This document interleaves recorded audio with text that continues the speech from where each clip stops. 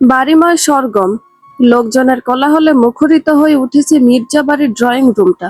প্রতিদিন বিকেলের দিকে যেখানটায় নিস্তব্ধতা বিরাজ করে, আজ সেখানে খুশির আমেজ পড়েছে।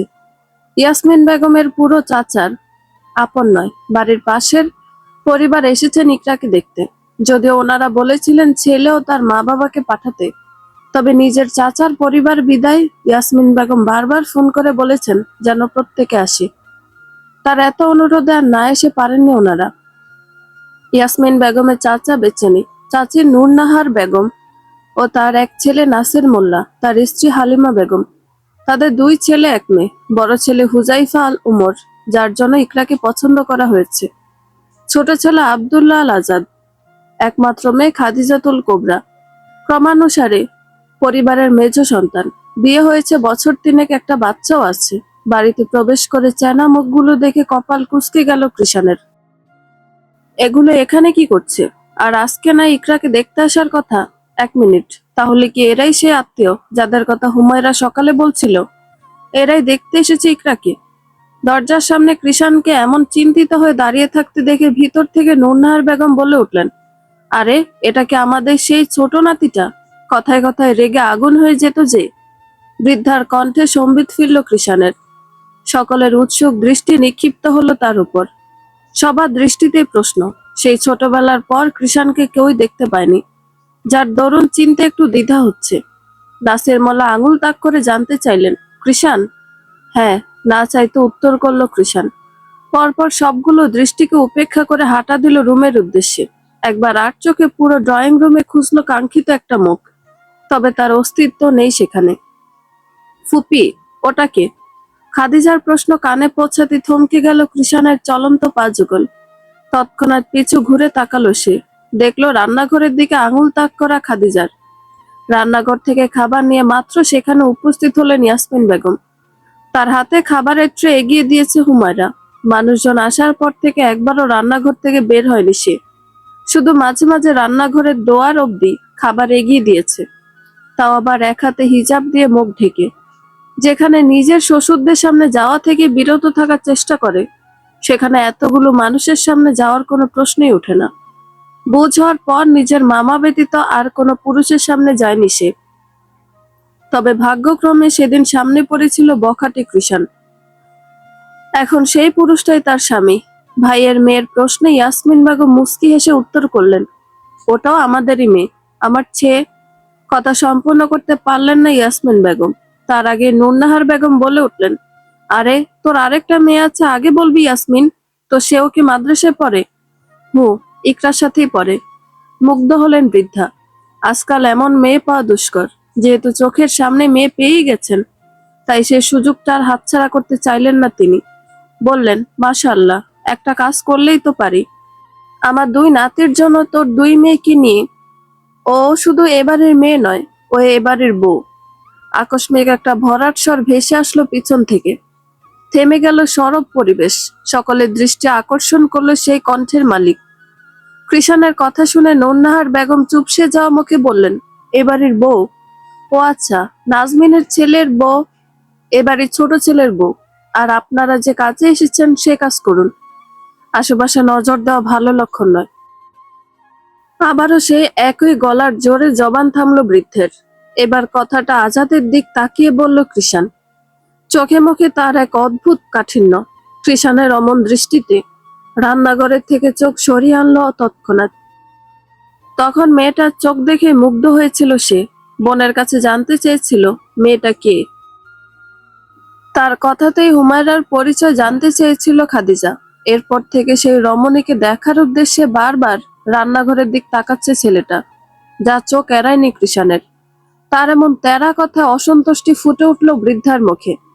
জলিল মির্জা ছেলের দিকে শাসানো চোখে তাকালেন। সেদিকে লাপাত্তা কৃষাণ। পরিস্থিতি স্বাভাবিক করতে খলিল মির্জা বললেন, এটা আমাদের কৃষাণের বউ। আমার ছেলের বউ ঠিক করা আছে, ঈদের পর এসে বিয়ে করবে। ও আচ্ছা, তাই তো বলি, তোমাদের আরেক মেয়ে থাকলে আমি দেখলাম না কেন? এ ব্যাপারে কেউই আর কোনো কথা বাড়ালেন না। নাজমিন বেগম ও ইয়াসমিন বেগম সবার উদ্দেশ্যে খাবার এগিয়ে দিলেন। অতঃপর আপ্যায়নে মগ্ন হলেন বাড়ির কর্তা কর্ত্রীগণ। ফ্রেশ হয়ে কোনো মতে গায়ে একটা টি শার্ট জড়িয়ে আবারও ড্রয়িং রুমে এলো কৃষান। ঘরে কিছুতেই মন টিকছে না তার। বারবার মনে হচ্ছে ওই লাফাঙ্গাটা আবার এদিক ওদিক তাকাচ্ছে না তো। হলোও তাই। ড্রয়িং রুমে পা রাখতেই দেখতে পেল আজাদ উকি ঝুঁকি দিয়ে রান্নাঘরের দিক তাকাচ্ছে। মেজাজ চড়া হলো ছেলেটার। পা বাড়াতে নিবে তখনই কল এলো রবির নাম্বার থেকে। মেজাজ একেবারে 480-তে পৌঁছালো। তবে ফোন ধরলো। বলল, অসময়ে ফোন দেওয়া কি তোর হরমোনগত স্বভাব? এই লাফাঙ্গা, কোথায় আছিস তুই? কখন আসছিস আড্ডায়? আড্ডার মায়ের মিডল ফিঙ্গার। এইদিকে আমার সংসার নিয়ে টানাটানি, সে আসছে আড্ডা নিয়া। ফোন রাখ কুলাঙ্গা কোথাকার, বলে আঙুল চেপে ফোন রেখে দিল সে। ওপাশের ব্যক্তির উত্তর শোনারও প্রয়োজন বোধ করলো না। নিজে কি বলেছে এসবও গ্রাহ্য করলো না। ড্রয়িং রুমে তখন নারীদের উপস্থিতি নেই। সবাই ইকরার ঘরে গেছে। আর ওমরের বাবাকে নিয়ে বাইরের পরিবেশ দেখাতে গেছেন জলিল মির্জা ও খলিল মির্জা। সে ধপ করে এসে বসলো আজাদের পাশে। একেবারে রান্নাঘর আড়াল করে বসেছে। অসময়ে কৃষানের এমন আগমনে ঘাবড়ে গেল আজাদ। আমতা আমতা করে বলল, আরে কৃষান ভাই আপনি? বয়স কত তোর? কৃষানের শক্ত চেহারা দেখে গলা শুকিয়ে কাঠ হলো যুবকের। মেকি হেসে বলল, 22। 2 বছরের জুনিয়র। কাঁধে হাত রেখে বলল কৃষান। ঠোঁটে হাসি থাকলো, চেহারার মাঝে এক অদ্ভুত কঠোরতা ফুটে উঠছে তার। কিছুক্ষণ চুপ থেকে আজাদের কানের কাছে মুখ নিল।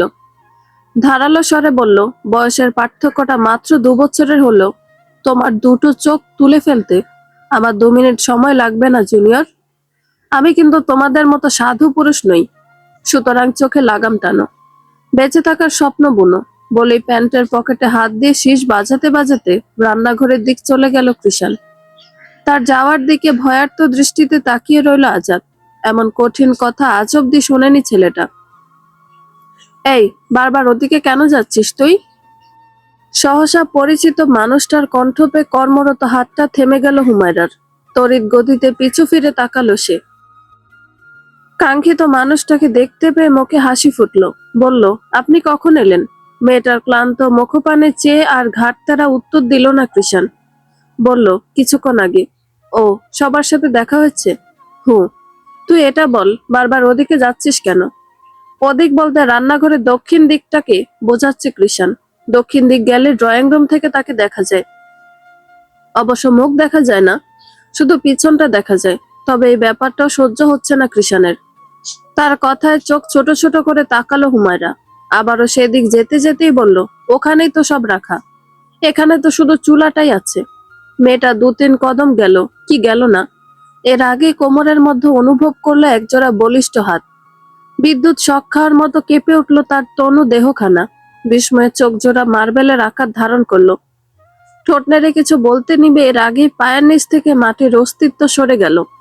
নিজেকে হাওয়ায় অনুভব করতে ভয়ে দুহাতে ঝাপটে ধরল স্বামীর 2 কাঁধ। বাঁক হারালো মেয়েটা। চোখ বড় বড় করে তাকিয়ে রইল সামনের পুরুষটির দিকে। রান্নাঘরের একেবারে উত্তর দিকে এনে হুমায়রাকে নামিয়ে দিল কৃষান। পরপর নিজে দক্ষিণ দিকটায় গিয়ে দাঁড়ালো। বলল, কি লাগবে বল, আমি দিচ্ছি। খবরদার ওদিক থেকে নড়বি না। হুমায়রার কানে ঢুকলে তো সেসব কথা। মেয়েটা তখনও ড্যাব ড্যাব করে তাকিয়ে আছে। নিজেকে নিজেই বিশ্বাস করতে পারছে না। মনে হচ্ছে কোনো স্বপ্নের রাজ্যে চলে গেল সে।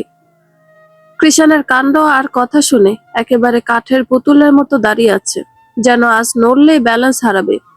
এইদিকে হুমায়রার এমন দৃষ্টিতে সম্বিত ফিরল কৃষানের। সে এতক্ষণ কি করেছে, কি বলেছে, মনে পড়তে আফসোসে চোখ মুখ খিচে নিল সে। হাত দিয়ে ঘাড় ডলে তাকালো ড্রয়িং রুমের দিকে। দেখলো আজাদ এখনো একই জায়গায় বসে, তবে চোখ তার অন্যদিকে। কিন্তু এই ছেলেকে বিশ্বাস নেই, তাই এখান থেকে তার নড়া ঠিক হবে না। কিন্তু সে কেন এত কিছু ভাবছে মেয়েটাকে নিয়ে? কোনোভাবে কি জেলাস ফিল হচ্ছে তার? মস্তিষ্কের এমন ভাবনায় প্রবল নিষেধাজ্ঞা জানালো তার কঠোর মন। বলল, ধুর, তার কেন জেলাস ফিল হতে যাবে? আর এমনি তো এই মেয়েটা এখন এবাড়ির বউ, যদিও সে মানে না। কিন্তু এবাড়ির সবাই তো মানে, এবং তার বোনের বান্ধবী হিসেবে মেয়েটাকে কুনজর থেকে বাঁচানো কোনো ভুল নয়। মস্তিষ্ককে নিজের মতো বুঝিয়ে ধমিয়ে দিল সে। অব্যাহত রইল নিজের কাজে। তবে আসলে কি তাই? জিরার গুঁড়ার বয়ামটা দিন তো। হুমায়রার কথায় তৎক্ষণাৎ পিছনে তাকালো কৃষান। দেখলো একসাথে সবগুলো মশলার বয়াম রাখা। তাও আবার একই রঙের। এমনিতেই তো জিরার গুঁড়াই চেনে না সে, আবার এগুলোর মাঝ থেকে সেটাকে খুঁজে বের করতে গিয়ে পড়ল মুসিবতে। বিভ্রান্তের ন্যায় কিছু পল চেয়ে প্রশ্ন ছুড়ল, জিরার গুঁড়া দেখতে কি কালার? প্রশ্নটা শুনে আহাম্মক বনে গেল হুমায়রা। আজ মনে হয় বিস্ময়কর সব ঘটনা দেখতে দেখতে অক্কা পাবে সে। কিছুক্ষণ চুপ থেকে ভেবে উত্তর করলো, কিছুটা কফি কালারের মতো। একে একে সবগুলো বয়ামের ঢাকনা খুলে দেখতে লাগলো কৃষাণ। 3 নম্বর বয়ামের ঢাকনা খুলতে দেখা মিলল কাঙ্ক্ষিত রঙের মশলার। সাথে সাথে সেটা ঢাকনা লাগিয়ে হুমায়রার দিক ঢিল ছুঁড়ে মারল। বলল, নে। বয়াম খুলতে নাকে প্রবেশ করলো ম্যাজিক মশলার তীব্র সুঘ্রাণ।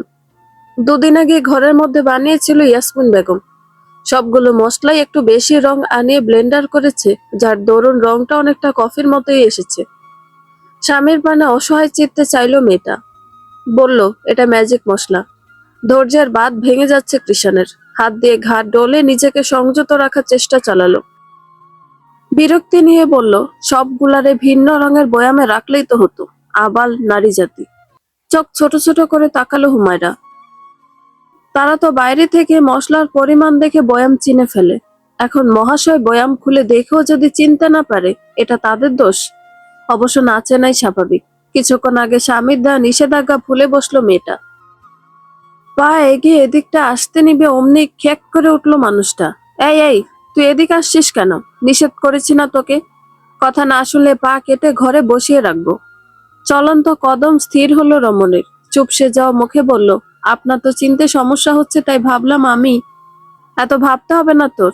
হুমায়রাকে মাঝপথে থামিয়ে দিয়ে বলে উঠল কৃষাণ। এগিয়ে এসে চৌ মেরে বয়ামটা নিয়ে নিল। পরপর আবারও জিরার বয়াম খুঁজতে লেগে পড়ল। আর হুমায়রা অবাক চোখে তার কাণ্ড দেখে গেল। এক পর্যায়ে কাঙ্ক্ষিত জিনিসটা পেয়েই গেল কৃষাণ। স্বস্তির নিঃশ্বাস ফেলে সেটা নিয়ে হুমায়রার দিক এগোতে লাগলো। এর মাঝে খাবারের রেটো বাসন নিয়ে কথা বলতে বলতে রান্নাঘরে প্রবেশ করলেন 2 জা। সামনে তাকাতেই জবানে কুলু পেটে গেল তাদের। ইয়াসমিন বেগমের হাত থেকে বাসনগুলো পড়তে নিলেই দৌড়ে এসে সামলে নিল হুমায়রা। ভদ্রমহিলা সেদিকে খেয়াল নেই। তিনি জবান শৃঙ্গে তুলে বললেন, আপা, এ কি দেখছি আমি? আমার রান্নাঘরে স্বয়ং নবাব পুত্র নাকি? নাজমিন বেগম কথা খুঁজে পেলেন না। পলকহীন চোখে কৃষাণের মশলার বয়াম ধরা হাতে তাকিয়ে রইলেন। মা চাচিদের এমন রিয়াকশনে বিরক্ত হলো ছেলেটা। দরজার ফাঁক গলিয়ে ড্রয়িং রুমে তাকালো। দেখলো আজাদ এখন সেখানে নেই। তৎক্ষণাৎ বয়ামটা আগের জায়গায় রেখে স্থান ত্যাগ করলো। 3 জোড়া দৃষ্টি একত্র হয়ে তার প্রস্থান পথে চেয়ে রইল। কৃষাণ যেতেই ইয়াসমিন বেগম হুমায়রার কাছে এসে জিজ্ঞেস করলেন, এখানে কেন এসেছিল? আমি নিজেও জানি না আম্মু। উনি আসলেন, কি যেন করলেন, আবার চলেও গেলেন। কিছুই মাথায় ঢোকেনি আমার। আরে ছোট, বাদ দাও তো, হয়তো বউকে দেখতে এসেছিল। তোমার ছেলে তো আজকাল বইয়ের প্রতি ভালোই গলেছে, দেখলে না তখন ড্রয়িং রুমে কি করলো? এখন চলো ওনাদের এগিয়ে দিয়ে আসি। নাজমিন বেগমের কথা শুনে লজ্জায় মাথা নুয়ে নিল হুমায়রা। ওনারা কি ভাবছেন এসব? মানুষটা কি আর তাকে দেখতে এসেছিল নাকি? উল্টো পুরোটা সময় কি আজব কাণ্ড কারখানা ঘটালো আর তাকে ধমকিয়ে গেল। তবে প্রশ্ন হচ্ছে, ড্রয়িং রুমের কোন কথা বললেন তার শাশুড়ি? কি করেছিলেন উনি? তার জন্য কিছু করেছিলেন, কিন্তু সেটা কি? বদলের আগমনে লালাভ বর্ণ ধারণ করতে চলেছে নীলিমা। পাখিরা এদিক ওদিক ছোটাছুটি বাদ দিয়ে বাসায় ফিরার ব্যস্ত হয়েছে। কিছুক্ষণ আগে জনমানব পূর্ণ মির্জা বাড়িটা এখন একেবারে ফাঁকা। কারো উচ্চ শব্দ বা হাসির বালাই নেই। বাড়ির কর্ত্রীরা কাজ শেষে মাত্র যে যার ঘরে বিশ্রাম নিতে গিয়েছেন। সারাদিনের দৌড় ঝাঁপ শেষে এবেলায় এসে একটু বসার জো পেয়েছেন সকলে। রান্নাঘর গুছিয়ে অলস ভঙ্গিতে ইকরা রুমে প্রবেশ করলো হুমায়রা। শাশুড়িদের থেকে শুনেছে উভয় পক্ষেরই ছেলে মেয়েকে পছন্দ হয়েছে, এমনকি বিয়ের ডেটও নির্ধারিত করা হয়ে গেছে। ইকরার বাবা চাচারা যেদিন দেশ ছাড়বেন তার আগের দিনই বিয়ে হবে। দুপুরের পর এতক্ষণে তার সাক্ষাৎ পেয়ে ইকরা ভেবেছিল একটু অভিমান করবে। তবে প্রিয় সখীর ক্লান্ত মুখশ্রী দেখতেই সব অভিমান উবে গেল। বলল, এখন এখানে আসতে গেলি কেন? একটু গিয়ে বিশ্রাম করে নিতি। সমস্যা নেই, খানেক বাদেই তো আজান পড়বে, নামাজ পড়ে একেবারে বিশ্রাম নিব। ইকরার পাশে বসলো হুমায়রা। মুখ খুলে কিছু বলতে নিবে এর আগেই দরজার বাইরে থেকে গলা খাকারি দিল কৃষাণ। এমন সময় তাকে মোটেও এখানে আশা করেনি 2 বান্ধবী। দুজনেই একবার চোখাচোখি করলো। পরপর ইকরা বলল, ভিতরে এসো। শার্ট পরে একেবারে বাইরে বেরোনোর জন্য তৈরি হয়ে এসেছে কৃষান। ভিতরে ঢুকে ইকরার উদ্দেশ্যে প্রশ্ন ছুড়ল, তো বিয়ে কি ফাইনাল? হ্যাঁ। দুনিয়াতে এত ছেলে থাকতে তোর কি এই ছেলেকেই পছন্দ হলো? ভ্রু জোড়া কুঁচকে গেল ইকরার, সাথে সাথে প্রতিবাদ জানিয়ে বলল, পছন্দ না হওয়ার কি আছে? কেন, তোমার পছন্দ হয়নি? না, ছেলে যেমন তেমন, তবে ছেলের পরিবার আমার একদমই পছন্দ হয়নি। নাক ছিটকালো ইকরা, বলল, তোমার পছন্দ হলেই কি আর না হলেই কি? সবার পছন্দ হয়েছে মানে বিয়ে ফাইনাল। কি খচ্চর রে তুই! বড় ভাইয়ের সামনে এভাবে বিয়ের কথা বলিস? এসব শিখেছিস মাদ্রাসায়? মেজাজ খারাপ হলো ইকরার, কথায় কথায় খালি মাদ্রাসার খোঁটা। সে রেগে মেগে বলল, বিয়ে কোনো খারাপ জিনিস নয়, যত তাড়াতাড়ি বিয়ে হয় ততই ভালো। আচ্ছা যাই হোক, ওসব বাদ দে, তোকে কত টাকা দিয়েছি সেটা বল। চোখ ছোট হয়ে গেল মেয়েটার, এতক্ষণে বুঝতে পারছে এমন সময় কৃষণের এখানে আসার কারণ। তোমাকে কেন বলতে যাব? এই হুজুরনি, তুই বল কত টাকা পেয়েছো? হঠাৎ প্রশ্নে কিছুটা থতমত খেলো হুমায়রা। এতক্ষণ নীরব দর্শক হয়ে শুধু ভাই বোনের কথা শুনেছে, তবে ইকরা কত টাকা পেয়েছে তা সে নিজেই জানে না। তাই ইকরাকে চোখ ইশারা করে জানতে চাইলো। ইকরা কিছুই বলল না, অসহায় চোখে চাইলো মেয়েটা। পরপর আবারও জিজ্ঞেস করলো। এবেলা আর তেরামি করলো না ইকরা, ভাইয়ের দিক তাকিয়ে উত্তর করলো, 2002 টাকা। শোন বনু, তুই 2 টাকা রেখে ভাইয়াকে 2000 টাকা দিয়ে দে। ভাইয়া পরে তোকে ডাবল ফিরিয়ে দিব। কথা শুনে চোখ কপালে উঠে গেল হুমায়রার। ইকরার ওপর তেমন একটা প্রভাব পড়লো না, কারণ সে আগে থেকে এরকম কিছু শোনার জন্য প্রস্তুত ছিল। সে চোরা চোখে একবার ড্রেসিং টেবিলের দিক তাকালো, তখন হিজাবের সেফটি পিন খুলতে গিয়ে ওখানেই টাকাটা রেখে এসেছে। চুপচাপ বিছানা ছেড়ে নেমে পড়লো। কৃষানকে পাশ কাটিয়ে গিয়ে টাকাটা হাতে নিয়ে দিল ভো দৌড়। তবে রুম ছেড়ে যেতে পারলো না। এর আগেই তার সামনে এসে দাঁড়ালো কৃষান। বলল, কি রে, পালাচ্ছিস কোথায়? তুমি কি গো ভাইয়া, সব ভাইরা কাজ করে তাদের বোনদের টাকা দেয়, আর তুমি আমার থেকে টাকা নাও? তোকে কে বলেছে এসব? এখন বাংলাদেশে আর কোন ছেলেটা কাজ করে? ম্যাক্সিমাম ছেলেরাই বেকার হয়ে ঘুরে আর ফুর্তি করে। কেন, আলভি ভাইয়া কাজ করে না? তো তোর আলভি ভাই কি বাংলাদেশে আছে নাকি? বাংলাদেশের থেকে টাকা কামানো যায় না? গেল তা দিয়ে আমার পকেট খরচই হবে না।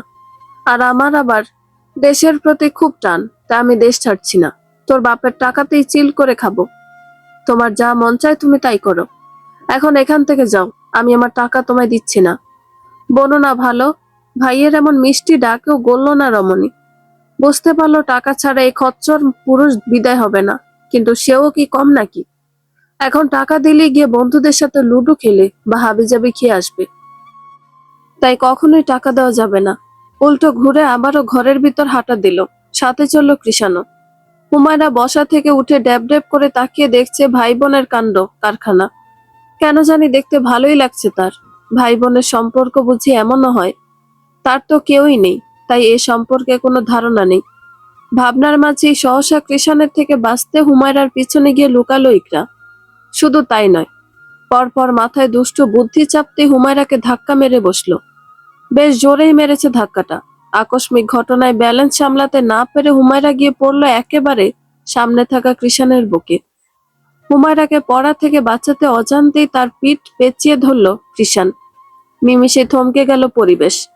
অপ্রত্যাশিত স্পর্শে বেসামাল হলো দুটি হৃদয় স্পন্দন। ভয়ে হুমায়রার ভিতর হাঁপড়ের ন্যায় লাফাচ্ছে। বুক থেকে মাথা তুলে ভয়ার্ত চোখ জোড়া স্বামীর মুখপানে রাখলো রমণী। দেখলো ওই কালো মণিজোড়া তার উপরে নিবদ্ধ। নিজের কাজে সফল হয়ে যেই না একটু খুশি হতে নিবে ইকরা, অমনি তার খুশিতে এক বালতি পানি ঢেলে নিস্তব্ধ পরিবেশে ধ্বনিত হলো কৃষাণের চিরপরিচিত তেরা কণ্ঠ। ব্যাকগ্রাউন্ডে একটা গান লাগাই, তারপর স্টার জলসার নায়ক নায়িকাদের মতো পায়ের তলা থেকে শুরু করে মাথা অব্দি দেখ। থতমত খেয়ে গেল দুই বান্ধবী। এক লহমায় কৃষাণের থেকে দূরত্ব বজায় আনলো হুমায়রা। একবার রাগে দৃষ্টিতে তাকালো ইকরার দিকে। ইকরার সেদিকে খেয়াল নেই। ভাইয়ের অগ্নি দৃষ্টি দেখতেই দৌড় লাগালো সে। দরজার নিকট যেতেই সামনে পড়লেন ইয়াসমিন বেগম। কড়া কণ্ঠে জিজ্ঞেস করলেন, কি হয়েছে, এভাবে দৌড়াচ্ছিস কেন? তোমার ছেলে। পেছন ফিরে কৃষাণের দিক আঙুল তাক করে কথাটা বলতে নিয়েও হঠাৎ থেমে গেল ইকরা। কি করেছো? কিছু করেনি, ছেলেকে আমার পছন্দ হয়েছে কিনা জানতে এসেছিল। মেকি হেসে কথা ঘুরিয়ে ফেললো ইকরা। ভ্রু গুটিয়ে গেল কৃষাণের। হঠাৎ পল্টি মারলো কেন এই মেয়ে? তাকে বাঁচানোর জন্য তো কখনোই না, উল্টো তার নামে সব বদনাম কিভাবে করা যায় সেই পথ খুঁজে। তাহলে এখন কি হলো? সন্দেহান দৃষ্টিতে তাকিয়ে রইল ইকরার পানে। পরপর কিছু একটা ভেবে তাকালো পাশে থাকা রমণীর পানে। দেখলো চোখ বুজে স্বস্তির শ্বাস নিচ্ছে সে, যেন এইমাত্র কোনো বিপদের থেকে বেঁচেছে। আবার তাকালো ইকরার দিক, দেখলো হুমায়রাকে চোখ দিয়ে সান্ত্বনা দিচ্ছে সে। তৎক্ষণাৎ ঘটনা মাথায় ধরল তার, বুঝতে পারলো ইকরার কথা ঘোরানোর কারণ। মেয়ের কথা শুনে কিছু বললেন না ইয়াসমিন বেগম। ছেলের দিক এক পল তাকিয়ে বললেন, ও আচ্ছা, এখনই মাগরিবের আজান দিয়ে ফেলবে। কথা শেষ করে নামাজ ঘরে এসো। মায়ের প্রস্থান হতেই ভাইয়ের দিক এগিয়ে এলো ইকরা। হাতের টাকা থেকে 1000 টাকা কৃষানের দিক বাড়িয়ে বলল, নাও, আর দিতে পারবো না। লাগবে না তোর টাকা, তোর কাছে রাখ, বলে স্থান ত্যাগ করলো কৃষান। দরজার সামনে এসে একবার তাকিয়ে দেখলো কাঙ্ক্ষিত রমণীর মায়াবী মুখপানে। রাতের প্রথম প্রহর, আশেপাশে সোডিয়ামের আলোতে আলোকিত হয়ে আছে চারিপাশ। যানবাহনের যান্ত্রিক আলোতে ক্ষণে ক্ষণে বিভিন্ন রঙে রঙিন হচ্ছে রাস্তাঘাট। ছোট ছোট চায়ের টংগুলোতে আড্ডা জমেছে বেশ কিছু বেকার যুবকদের। গরম চায়ের সাথে জুড়ে বসেছে কথার ঝুলি। কাঙ্ক্ষিত চায়ের টঙে এসে থামলো কৃষানের ছুটন্ত পদযুগল।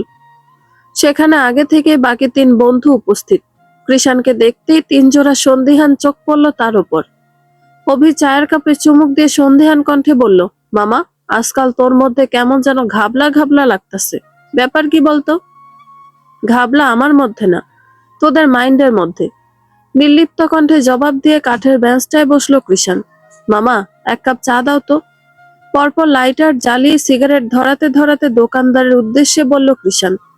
এর মাঝে শোনা গেল রবির কণ্ঠ, তা ঘাবলা না থাকলে তখন ফোনে সংসারের কথা বললি যে? প্রশ্নটা শুনে কিছুটা ভরকে গেল কৃষান। মনে পড়লো দুপুরে বলা কথাগুলো। তখন রাগের মাথায় কি আবল তাবল বলে ফেলেছে নিজেরই ঠিক মতো খেয়াল নেই। তবে এখন যেভাবেই হোক পরিবেশ সামলাতে হবে। ও, ওটার কথা বলছিস? আরে আজকে ইকরাকে দেখতে এসেছিল। ওইদিকে আমার বোনের বিয়ে হয়ে যাচ্ছে, আর এইদিকে তুই কল দিয়ে আড্ডার কথা বলছিস, তাই ওসব বলেছিলাম। পরিবারের সকল সদস্যকে নিয়েই তো সংসার, তাই না? তৎক্ষণাৎ মাথায় যা আসলো তাই বলে দিল কৃষান। সামনের ব্যক্তিদের সন্দিহান দৃষ্টি খানিক স্বাভাবিক হলো বোধহয়, তবে পুরোপুরি নিশ্চিহ্ন হলো না। রবি তার উপর পূর্ণ দৃষ্টি নিক্ষেপ করে বলল, সবই বুঝলাম, তবে আমার কেমন যেন তোকে চেঞ্জ চেঞ্জ লাগছে। কারো প্রেমে টেমে পড়েছিস নাকি? প্রেম শব্দটা শুনতেই কৃষানের মানসপটে ভেসে উঠল একটা মায়াবী মুখ। প্রেমে পড়েছি কিনা জানা নেই, তবে আজকাল হৃৎকোটরে এক মায়াবিনীর অবাধ্য বিচরণ চলে। তার একটুখানি সান্নিধ্যে সুপ্ত অনুভূতিরা বেনামি ঝড় তোলে। মনে মনে আওড়ালো কৃষান। মুখে বলল, ধুর, এসব প্রেম ভালোবাসার মতো প্যারাময় জিনিস এই কৃষান মির্জা নেই। একেবারে হাওয়ায় উড়ানোর মতো কথাটা বলল সে।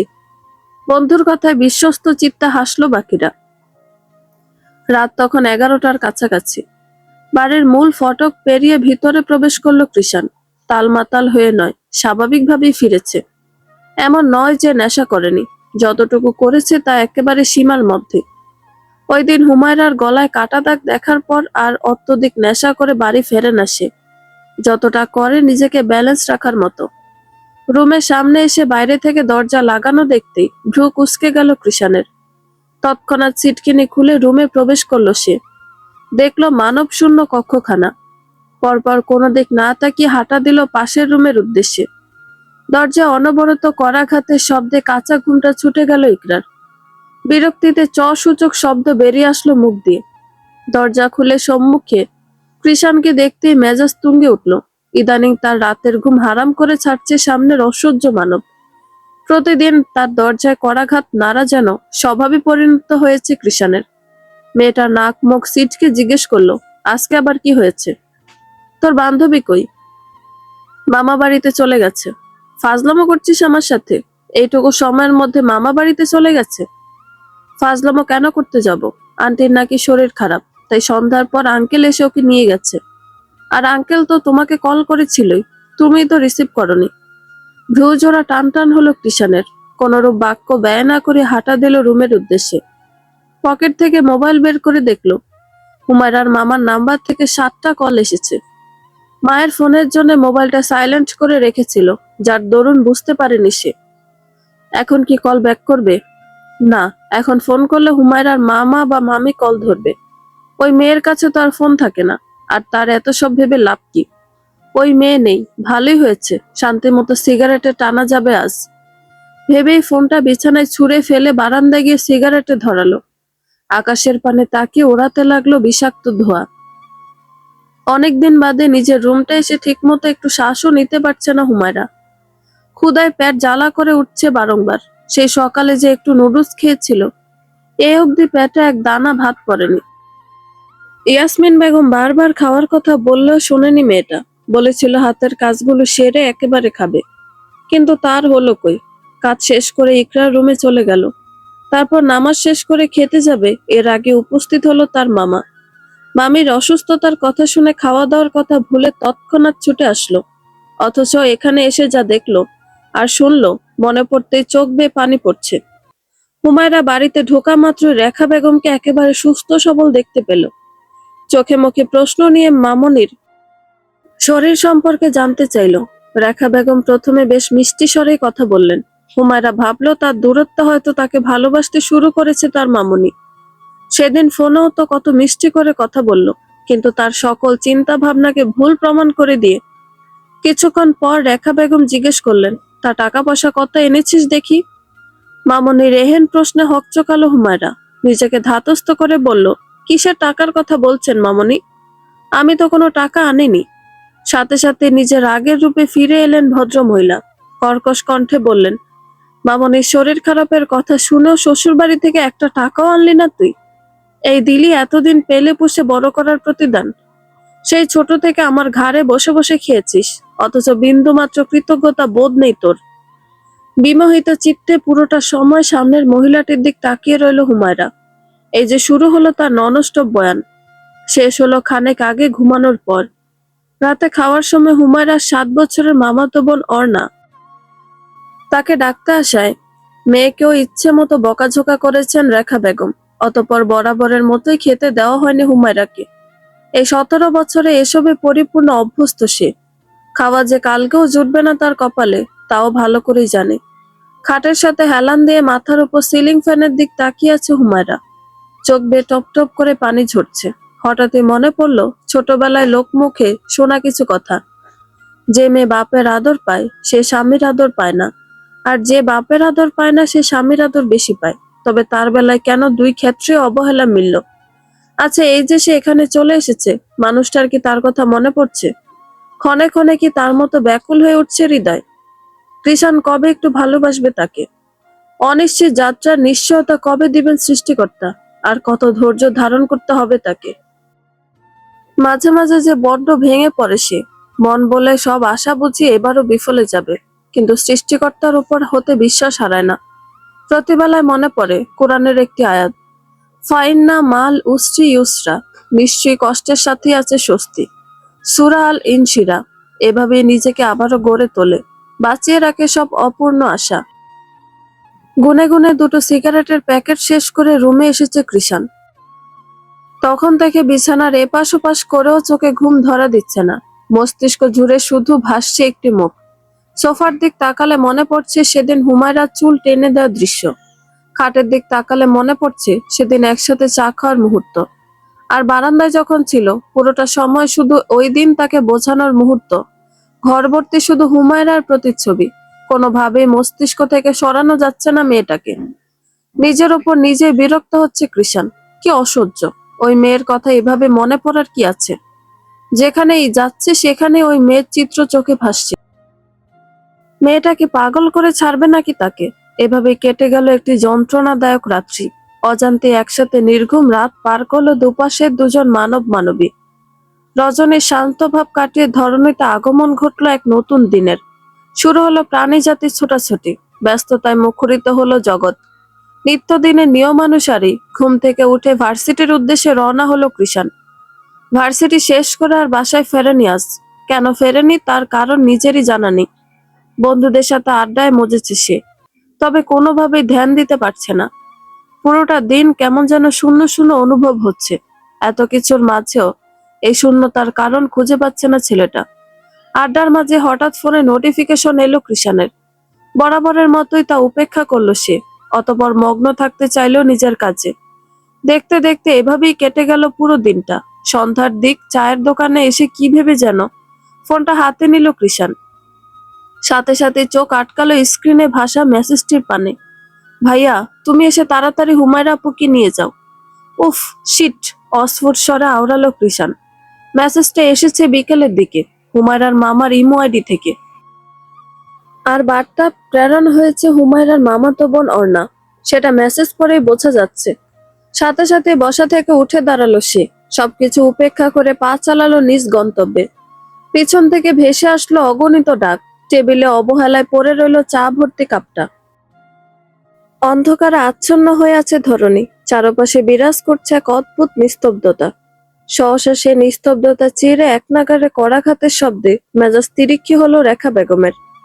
অপর পাশের ব্যক্তিকে ইচ্ছে মতো বকতে বকতে দরজাটা খুললেন তিনি। কিছু কড়া কথা শোনাতে যাবেন, এর আগে কৃষানের মুখাবয়ব দৃষ্টিগোচর হতে থম মেরে গেলেন। এ সময় মোটেও তাকে আশা করেননি ভদ্রমহিলা। নিজেকে খানিক ধাতস্থ করে মেকি হেসে বললেন, আরে জামাই বাবা যে, কেমন আছো? ভালো। হুমায়রা কোথায়? ভনিতাহীন প্রশ্ন ছুড়ল কৃষান। জামাইয়ের এমন ব্যবহারে কিছুটা থতমত খেলেন রেখা বেগম। কই জিজ্ঞেস করবে আপনি কেমন আছেন, বা বাড়ির সবার খবরাখবর জানতে চাইবে, কিন্তু ছেলে দেখে সরাসরি বইয়ের খোঁজ করা শুরু করেছে। ব্যাপারটা বড্ড অদ্ভুত লাগলো তার। তবে কিছু বললেন না। হুমায়রার ঘর দেখিয়ে বললেন, ওই ঘরে আছে। নিশক্তিতে নেতিয়ে পড়া শরীরখানা বিছানার সাথে এলিয়ে রেখেছে হুমায়রা। পুরোটা দিন না খাওয়া, সাথে অত্যধিক কাজকর্ম করে একেবারে বেহাল দশা হয়েছে মেয়েটার। আজকে রান্না বান্না থেকে শুরু করে ঘরের সব কাজে হুমায়রাকে দিয়ে করিয়েছেন রেখা বেগম। একটা কাজ সেরে উঠতে না উঠতে আরেকটা কাজ ধরিয়ে দিয়েছেন। তার এমন অমানবিক ব্যবহারের পৃষ্ঠে কিচ্ছুটি বলতে পারেনি হুমায়রা। শুধু দুপুরের দিকে দুমুঠো ভাত চেয়েছিল, তবে সেটাও জোটেনি। হুমায়রা! বন্ধ দরজা ভেদ করে অকস্মাৎ ভেসে আসলো একটি সুপরিচিত স্বর। বহু কাঙ্ক্ষিত মানুষটার গলা কর্ণপাত হতেই অচল মস্তিষ্ক সচল হলো হুমায়রার।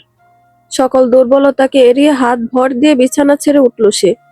সাথে সাথে মাথাটা চক্কর কাটলো। সেসবে তোয়াক্কা না করে ধীর পায়ে দরজার নিকট এগিয়ে গেল।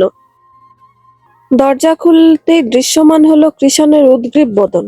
তবে তা ঠিক মতো দেখার আগেই সামনের সবকিছু অন্ধকারে তলিয়ে যেতে লাগলো মেয়েটার। দরজা ধরে হুমায়রাকে এভাবে ঢুলতে দেখে ভ্রু কুঁচকে গেল কৃষানের। মুখ খুলে কিছু বলতে নিবে, এর আগেই শরীরের ভার ছেড়ে ফ্লোরে পড়তে নিল হুমায়রা। আতকে উঠল ছেলেটা। সাথে সাথে নিজের বলিষ্ঠ হাতে রাজলাই নিয়ে নিল স্ত্রী লুটিয়ে পড়া দেহখানা।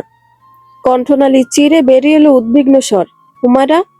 কোনো সারা শব্দ পাওয়া গেল না রমণীর তরফ থেকে। ফের শোনা গেল একই কণ্ঠ, এই হুজুরনি, এই কি হয়েছে তোর? হুমায়রার গালে হালকা চাপড় মেরে বলল কৃষান। এবারও চার দেয়ালে বাড়ি খেয়ে প্রতিধ্বনিত হতে লাগলো তারই কণ্ঠ। অন্য কণ্ঠের কোনো অস্তিত্ব মিলল না সেখানে। সময় ব্যয় না করে হুমায়রাকে কোলে তুলে নিল কৃষান।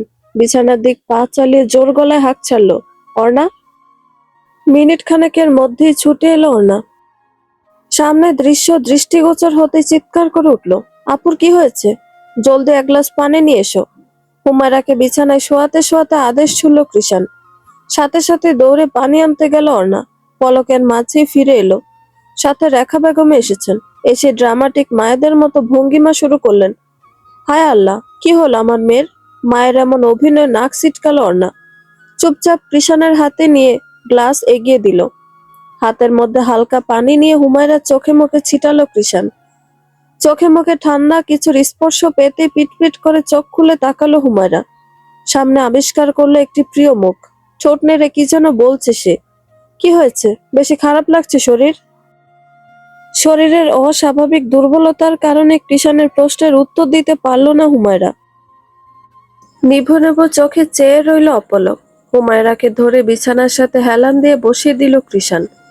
পরপর পানি ধরলো তার মুখের সামনে। নিমিষে গ্লাস খালি করলো হুমায়রা। কি হয়েছে? শরীরের এই অবস্থা কিভাবে হলো? কৃষানের প্রশ্নে হুমায়রা কিছু বলার আগে রেখা বেগম বলে উঠলেন, আর বলো না, সারাদিন কিচ্ছুটি খায়নি মেয়েটা। এত করে বললাম কিছু খেয়ে নে, আমার কথা শুনলই না। ওর নাকি খেতে ইচ্ছে করছে না। মামুনির এমন ডাহা মিথ্যা কথায় তার দিক বিস্ময় নিয়ে তাকালো হুমায়রা। অর্ণা তো মুখের ভাষাই হারিয়ে ফেলেছে।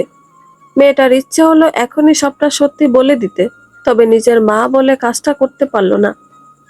হুমায়রা কিছুক্ষণ মামুনির দিক ওভাবেই তাকিয়ে রইল, কিছু বলল না। এমনি তো মামুনির ব্যাপারে কৃষাণকে কিছুই বলতো না সে, অন্য কিছু বলে পরিস্থিতি সামলে নিত। তবে রেখা বেগম যে উল্টো তাকিয়ে দোষারোপ করে দিবেন তা ভাবেনি। মামুনির দিক থেকে দৃষ্টি সরিয়ে আনলো হুমায়রা, পরপর তাকালো পাশে দাঁড়ানো মানবের দিক। থুতনিতে হাত দিয়ে তাকে তীক্ষ্ণ দৃষ্টিতে পরখ করছে সে। এভাবে কি দেখছে মানুষটা? তার উপর রেগে আছে কি? তার ভাবনার মাঝে কৃষাণ অর্ণার উদ্দেশ্যে আবারও আদেশ ছুড়ল, অর্ণা, তোমার আপুর জন্য খাবার নিয়ে এসো। আমি নিয়ে আসছি বলে ত্রস্ত পায়ে রুম ছাড়লেন রেখা বেগম। মায়ের পিছু পিছু অর্ণাও গেল। পেটের মধ্যে কি ঢুকেছিল তোর? সারাদিন খাসনি কেন? সহসা খালি ঘরে ধ্বনিত হলো কৃষাণের গভীর স্বর। হুমায়রা কাচুমাচু ভঙ্গিতে বসে রইল, উত্তর দেওয়ার মতো কোনো শব্দ খুঁজে পেল না। এর মাঝে কৃষাণ আবারও বলল, আর কথা হচ্ছে? একদিন না খেলে বুঝি মানুষ অজ্ঞান হয়ে যায়? তোকে দেখে এবার সত্যিই প্রমাণ পেলাম, মাদ্রাসায় পচা খাবার খাওয়ানো হয়, আর এসব খেয়েই তোর শরীরের অবস্থা এমন। নয়তো এত দুর্বল মানুষ হয়? চোখ ছোট ছোট করে তাকালো হুমায়রা, বলল, আমি মোটেও দুর্বল নই। আপনাদের বাড়িতেও তো একদিন না খেয়েছিলাম, তখন কি অজ্ঞান হয়েছিলাম? আজকে একটু শরীর খারাপ ছিল তাই এমন হয়েছে। অবশ্য এটা তো হওয়ারই ছিল, স্বামীকে না জানিয়ে ঢ্যাং ঢ্যাং করে এখানে এসে পড়েছিস, এইটুকু শাস্তি তোর প্রাপ্য। মাদ্রাসায় কি শিখলি এতদিন? স্বামীর অনুমতি ছাড়া কোথাও যাওয়া যায় না জানিস না? আপনি কথায় কথায় মাদ্রাসা তোলেন কেন? আমি তো আপনাকে অনেকগুলো কল করেছিলাম, আপনি তো ধরলেন না। তাই বলে না জানিয়ে চলে আসবি? উত্তরে চুপ করে রইল হুমায়রা। বুঝতে পারল সত্যি তার উচিত হয়নি কৃষাণকে না জানিয়ে আসা। তবে কৃষাণের অধিকার বোধ দেখে আবেশে হৃদয় জুড়ালো। বাধ্য স্ত্রীর মতো বলল, এবারের মতো এই অপরাধীকে ক্ষমা করুন সাহেব। এরপর থেকে আপনার স্ত্রী আপনার অনুমতি ছাড়া কোথাও যাব না। মেয়েটার এমন বাধ্যতায় অবাক হলো কৃষাণ। এক টুকরো ভালো লাগায় ছেয়ে গেল হৃদয়। অজান্তেই ঠোঁটের কোণে ধরা দিল এক স্নিগ্ধ হাসি। এবেলায় বড্ড আদরে লাগলো স্ত্রী নামক নারীটিকে। সে হুমায়রার নত মুখপানে চেয়ে দুষ্টু হেসে বলল, ক্ষমা তো করাই যায়, কারণ তুই ছিলি না বলে যা শান্তিতে কাটিয়েছিলাম রাতটা, তাই ক্ষমা করতে অসুবিধা নেই। তরাক দৃষ্টিতে কৃষাণের দিক তাকালো হুমায়রা। সব ভালো লাগা উবে গেল অমনি। কিন্তু মানুষটার চোখের দিকে তাকিয়ে কেন যেন মনে হলো সে মিথ্যে বলেছে। তাদের কথার মাঝেই খাবার হাতে গলা খাকারি দিয়ে রুমে প্রবেশ করলেন রেখা বেগম। দেখলেন কৃষাণ এখনো আগের জায়গাতেই দাঁড়িয়ে আছে। তা দেখে তিনি বললেন, আরে বাবা, তুমি দাঁড়িয়ে আছো কেন? বিছানায় বা চেয়ারে বসো। পরপরই মেয়ের উদ্দেশ্যে আদেশ ছুড়লেন, এই অর্ণা, তোর দুলাভাইকে একটা চেয়ার এনে দে তো। দরকার নেই, আমি এভাবেই ঠিক আছি, আপনি আপনার কাজে মন দিন। কি বেয়াদব ছেলে রে বাবা। থাকবে দাঁড়িয়ে, তার কি? মনে মনে বললেন রেখা বেগম। কথা না বাড়িয়ে প্লেট রাখলেন হুমায়রার সামনে, পাশে বসলেন নিজেও। হুমায়রা সোজা হয়ে বসার চেষ্টা করলো, হাত বাড়িয়ে ভাতের প্লেট ধরতে নিবে, এর আগেই রেখা বেগম বললেন, তোকে উঠতে হবে না, আমিই খাইয়ে দিচ্ছি বলে মুখের সামনে লোকমা ধরলেন তিনি। দুই জোড়া বিস্ময়াভিভূত দৃষ্টি নিক্ষিপ্ত হলো তার উপর। বিস্ময় কোটর থেকে চোখ জোড়া বেরিয়ে আসতে চাচ্ছে অর্ণার। হুমায়রা তো হা করতেই ভুলে গেছে, শুধু স্বাভাবিক রয়ে গেল কৃষাণ। সে অদ্ভুত দৃষ্টিতে সকলকে পর্যবেক্ষণ করছে। হুমায়রাকে থম মেরে থাকতে দেখে ধমকে উঠল, এই, হা করছিস না কেন? কৃষাণের এমন চড়া গলা এক লহমায় স্বাভাবিক অবস্থায় ফিরে এলো হুমায়রা ও অর্ণা। রেখা বেগম নিজে খানিক ভরকে গেছেন। ভদ্রমহিলা নিজের স্বামীর থেকেও কখনো এমন ধমক খাননি। উল্টো স্বামীকে তুচ্ছহারা করে ছাড়েন, আর এই ছেলে কিনা মামি শাশুড়ির সামনে এমন ধমক দেয়, আবার কিনা তুই সম্বোধন করে। তার ভাবনার মাঝে ভাত মুখে পুরে নিল হুমায়রা। তৎক্ষণাৎ ভাবনার জগৎ থেকে বেরিয়ে এলেন তিনি। হয়তো রেগে আছে, বিদায় তুই বলছে। তার অত শত ভেবে কাজ নেই। আর কোনো কথা বলল না কেউই, শুধু মাঝে মাঝে হুমায়রার ভাত চিবানোর শব্দ শোনা গেল। মা মারা যাওয়ার পর এই প্রথম কারো হাতে ভাত খাচ্ছে হুমায়রা, তাও আবার সেই মানুষটার হাত থেকে। যার একটু ভালোবাসা পাওয়ার জন্য সবসময় কাঙাল হয়ে থাকতো। এবেলায় এসে সে মানুষটার একটুখানি যত্নেই দুনিয়ার সবচেয়ে সুখী মানুষ মনে হচ্ছে নিজেকে। হোক না তা লোক দেখানো, যত্ন তো করছে। কেন যেন কান্না পাচ্ছে মেয়েটার। শ্বাস টেনে টেনে নিজেকে বারংবার সামলানোর চেষ্টা চালাচ্ছে। খাবারের শেষ পর্যায়ে হুমায়রার উদ্দেশ্যে কৃষাণ বলল, ব্যাগপত্র কিছু এনেছিলি? কোথায় সেসব? কেন, এখন ব্যাগপত্র দিয়ে কি করবে? ভ্রু কুঁচকে জানতে চাইলেন রেখা বেগম। বাসায় চলে যাব। এ মা, সে কি কথা? এমন রাতে বাসায় যাবে মানে? আজ রাতটা থেকে যাও। না, না বললে হবে না। এমন রাতের বেলা কোথাও যেতে দিচ্ছি না আমি। উত্তরে কিছু বলল না কৃষাণ। হাত দিয়ে ঘাড় ডলল। তাকে চুপ থাকতে দেখে সম্মতি লক্ষণ ভেবে রুম ত্যাগ করলেন রেখা বেগম। রুম খালি হলো নিমিষেই। দাঁড়িয়ে আছেন কেন, বসুন। হুমায়রার কথার পৃষ্ঠে কিছুক্ষণ চুপ রইল কৃষাণ। কিছু একটা ভেবে বলল, আচ্ছা তুই তাহলে থাক, আমি এখানে থাকতে পারবো না। নিজের রুম ছাড়া থাকতে পারি না আমি, বলে উল্টো ঘুরে হাঁটা দিল কৃষাণ। কদম ফেলতেই টান পড়ল হাতে। কবজিতে উপলব্ধি করলো একটা নরম হাতের। পরপর শুনতে পেল হাতের মালকিনের আকুতি ভরা স্বর, দয়া করে যাবেন না, আজকের জন্য একটু থেকে যান না। কৃষাণের মনে হলো জান কোরবান দিল কম হবে এই কণ্ঠের পরিপ্রেক্ষিতে। এতটা মায়া ভরা আবদার প্রত্যাখ্যান করার মতো বখাটে কি হয়েছে কৃষাণ মির্জা? তড়িৎ পিছু ফিরে তাকালো সে। পূর্ণ দৃষ্টিতে পর্যবেক্ষণ করলো সামনের রমণীকে। তখন কান্না আটকানোর চেষ্টা করার ফলস্বরূপ এখনো চোখের নিচে বিন্দু বিন্দু অশ্রুকণা জমে হয়ে আছে হুমায়রার। সেদিকে তাকিয়ে কি জানি কি হলো কঠোর মানবের। সহসা হুমায়রার সামনে ঝুঁকলো সে।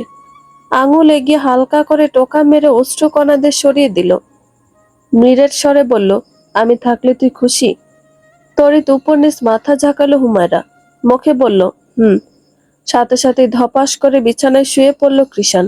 বলল, তাহলে না হয় আজকে একটু মানিয়ে নিলাম। মুচকি হাসলো হুমায়রা। ভিতরের ভয়টা কেটে গেল নিমিষেই। সে জানে কৃষাণ চলে গেলে তার উপর দিয়ে আরেক দফা ঝড় বয়ে দিতেন রেখা বেগম। বলতেন সে ইচ্ছা করে কৃষাণকে ডেকে এনেছে। তারপর শুরু হতো সেই পরিচিত অত্যাচার। গভীর রাতের অদ্ভুত নিস্তব্ধতা তখন ধরণীর প্রতিটি কোণকে আচ্ছন্ন করে ফেলেছে। কোলাহল পূর্ণ পরিবেশ বিলীন হয়েছে নিদ্রা রাজ্যে। চাঁদের ম্লান আলো ক্ষণে ক্ষণে উকি ঝুঁকি দিচ্ছে জানালার পর্দা ভেদ করে। সহসা ঘুমের মধ্যে বুকের ওপর একজোড়া নরম হাতের উপস্থিতি টের পেল কৃষাণ। কারো তপ্ত নিঃশ্বাসের তালে মৃদু মৃদু দুলে উঠছে তার বুকের ঘন লোমগুলো। তন্দ্রাচ্ছন্ন চোখ জোড়া হালকা কুঞ্চিত হলো। নিভু নিভু চোখে চাইতেই নিজের সাথে আবিষ্কার করলো গভীর ঘুমে তলিয়ে থাকা এক ঘুমন্ত পরীকে। তার বুকে মুখ গুজে বেশ আরামে ঘুমিয়ে আছে হুমায়রা। দুনিয়ার সব শান্তি যেন এখানেই খুঁজে নিয়েছে সে। ঘুমের ঘোরে তার হিজাব প্রায় খুলে গেছে। কপাল ও গলায় উড়ে উড়ে পড়া কগাছি অবাধ্য কেশরাশি যেন এক অন্যরকম মোহ সৃষ্টি করছে মেয়েটার মাঝে। যে মোহের মাধুরীতে নিজেকে মুহূর্তেই হারিয়ে ফেলল কৃষাণ। হুমায়রাকে নিজের থেকে সরানোর চেষ্টা করল না। উল্টো মিটমিটে আলোয় ঘুমন্ত হুমায়রার কোমল দেহখানা জড়িয়ে নিল নিজের সাথে। ফের পাড়ি জমালো ঘুমের দেশে। নিমিষেই গুছে গেল তাদের মধ্যবর্তী দূরত্ব। নিস্তব্ধতা চিরে ধরণীর বুকে প্রতিধ্বনিত হলো ফজরের আজানের শব্দ। আজানের শব্দ কর্ণপাত হতেই খানিক নড়ে উঠল হুমায়রা। অমনি নিজেকে অনুভব করলো কোনো শক্ত বাঁধনের মধ্যে। মনে হচ্ছে কেউ তার সর্বোচ্চ শক্তি দিয়ে তাকে নিজের সাথে আগলে রেখেছে। গলার কাছে ক্ষণে ক্ষণে উষ্ণতা ছড়িয়ে দিচ্ছে কারো তপ্ত নিঃশ্বাস। রয়েছে ঘুম ঘুম চোখ জোড়া মেলে তাকালো সে। দেখতে পেল এক সুঠাম দেহী মানবকে। তাকে আষ্টে পৃষ্ঠে জড়িয়ে গলার মসৃণ ত্বকে মুখ গুজে নিশ্চিন্তে ঘুমাচ্ছে কৃষাণ। ঘুমে নিভু নিভু চোখ জোড়া এবেলায় বড় বড় হয়ে গেল হুমায়রার। পলক ফেলতে ভুলে বসলো। অপলক চিত্তে চেয়ে রইল মানুষটার পানে। এভাবেই কিছুক্ষণ থম মেরে রইল হুমায়রা। পরপর নামাজের জন্য দেরি হয়ে যাচ্ছে দেখে আস্তে করে কৃষাণের থেকে নিজেকে ছাড়াতে চাইল। তবে মানুষটা শক্ত বাঁধনের থেকে ছাড়াতে সক্ষম হলো না। বার কয়েক ব্যর্থ হওয়ার পর বাধ্য হয়ে মৃদুস্বরে ডাকলো, শুনছেন? কোনো উত্তর পাওয়া গেল না অপর পক্ষ থেকে। শুনছেন? হালকা ধাক্কা দিয়ে ডাকলো হুমায়রা। এবেলায় ঘুম খানেক হালকা হলো কৃষাণের। বিরক্তিতে ভ্রু জোড়া কুঁচকে গেল ছেলেটার। এর মাঝেই আবারও কর্ণপাত হলো সেই স্বর, শুনতে পাচ্ছেন? একটু ছাড়ো। কথা সম্পূর্ণ করতে পারল না হুমায়রা। মাঝপথে শোনা গেল ঘুমন্ত মানবের মোহগ্রস্ত কণ্ঠ। একটু ঘুমাতে দে না হুজুরনি, কালকে সারা রাত ঘুমাতে পারিনি তোর জন্য। ক্ষণিকের জন্য ভূমিকম্পের মতো কেঁপে উঠল হুমায়রার নরম সরম কায়া। মানুষটার ঘুম জড়ানো কণ্ঠ আর কথা বলার দরুন তার পুরুষালী ঠোঁটের স্পর্শ গলায় লাগতেই পায়ের তলা শুদ্ধ শিউরে উঠল। নড়চড় একেবারে বন্ধ হয়ে গেল মেয়েটার। হৃদয়ে জাগ্রত হলো মৃদু কম্পন। শুষ্ক ঢোক গিলে নিজেকে ধাতস্থ করল হুমায়রা। পরপর মনে পড়ল কৃষাণের বলা শেষ কথাটা। তার জন্য কালকে সারা রাত ঘুমাতে পারেনি মানে? রাতে যে বলল সে না থাকায় বেশ শান্তিতে নাকি ঘুমিয়েছে, তাহলে কি ওটা মিথ্যে বলেছিল? আসলে মানুষটা ঘুমায়নি, কিন্তু কেন? তার কথা মনে পড়ে বুঝছি। সে সন্দিহান কণ্ঠে কৃষাণের থেকে জানতে চাইল, আমি তো ছিলাম না, তাহলে আমার জন্য আপনার ঘুম হলো না কিভাবে? কিছুক্ষণ নীরব রইল পরিবেশ। পরপর পুনরায় শোনা গেল কৃষাণের অস্পষ্ট স্বর, আজকাল বড্ড পীড়া দিচ্ছিস তুই। দূরে থেকেও আমার মাঝে মিশে থাকিস। আমার অস্তিত্বে তোর অবাধ্য বিচরণ কোনোভাবেই থামাতে পারি না আমি। কণ্ঠের মাঝে তার ঘুমের রেশ ফুটে উঠছে, যার দরুণ কণ্ঠ বারবার নিভে যাচ্ছে। শেষের কথাগুলো একেবারে শুনতেই পেল না হুমায়রা। আর এমনিতেও কথা বলার সময় কৃষাণের ঠোঁট যখন বারবার তার গলা স্পর্শ করছিল, এতেই জমে বরফ হয়ে গেছে মেয়েটা। অগত্যা আর কথা বাড়ালো না, অচেতন প্রাণের মতো চুপ মেরে রইল। তবে বেশিক্ষণ থাকতে পারল না, নামাজের সময় শেষ হয়ে যাবে, তাই আবারও নিঃশব্দে ওঠার চেষ্টা করলো। অমনি ধমকে উঠল কৃষাণ, মার খাবি কিন্তু। চমকে উঠল হুমায়রা, অসহায় চিত্তে ঘুমন্ত স্বামীর পানে চেয়ে রইল।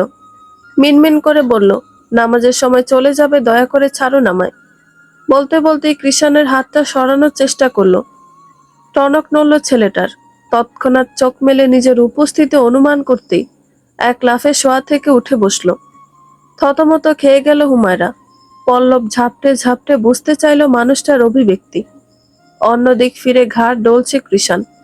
পর মুহূর্তেই নিজের কাণ্ডের কথা মনে পড়তে চোখ বুজে আওড়ালো। শিট! আসতে বলায় শব্দটা কর্ণপাত হলো না হুমায়রার। কিছুক্ষণ কৃষাণের দিক তাকিয়ে বিছানা ছেড়ে নেমে পড়ল সে। কোনরূপ বাক্য বিনিময় ছাড়াই চলে গেল নামাজের উদ্দেশ্যে। নামাজ শেষ করে রুমে প্রবেশ করতেই কৃষাণকে খাটে হেলানরত অবস্থায় মোবাইল স্ক্রল করতে দেখা গেল। কাঙ্ক্ষিত ব্যক্তির আগমন উপলব্ধি করতেই কৃষাণ মোবাইল থেকে চোখ সরালো। বলল, তাড়াতাড়ি রেডি হ, বাড়িতে যাব। এত সকালে? কোনো সমস্যা তোর? কৃষাণের সে আগের রূপ দেখতেই মুখটা বাংলার পাঁচের মতো হয়ে গেল হুমায়রার। একটু আগেই তো ভালো ছিল মানুষটা, এখন আবার কি হলো? কি অদ্ভুত এক স্বামী পেল সে, এক্ষণে ভালো, আবার এক্ষণে খিটখিটে। আমার কোনো সমস্যা নেই, আপনি তো রাতেও খেলেন না। মামুনি এত করে বলার পরেও সকালেও না খেয়ে চলে যাবেন? নিজের বাসাতেই খাই না, এখানে খাবো? তাও আবার যেখানে একজন মানুষের খাবার মিলে না। চোখ ছোট ছোট হয়ে গেল হুমায়রার। প্রশ্নসূচক দৃষ্টি নিক্ষেপ করে বলল, কোন মানুষের খাবার মিলে না? তোর। সোজাসাপটা জবাব কৃষাণের। আতকে উঠল হুমায়রা। লোকটা কি বুঝতে পেরে গেল সব? মামনিকে না আবার কিছু বলে বসে। ওনার তো কথা মুখে আটকায় না, পরে তার মামনি সবকিছুর জন্য তাকে দোষারোপ করবে। কিন্তু বুঝলো কিভাবে? কিরে, এমন সিরিয়াস হয়ে গেলি কেন? সত্যি কি তোকে খাবার দেয় না নাকি? কৃষাণের কণ্ঠে ভাবনায় ছেদ পড়ল হুমায়রার। তৎক্ষণাৎ সেদিকে ধ্যান দিল। দেখলো তার দিকে ভ্রু কুঁচকে তাকিয়ে আছে মানুষটা। তাহলে এতক্ষণ মজা করছিল উনি?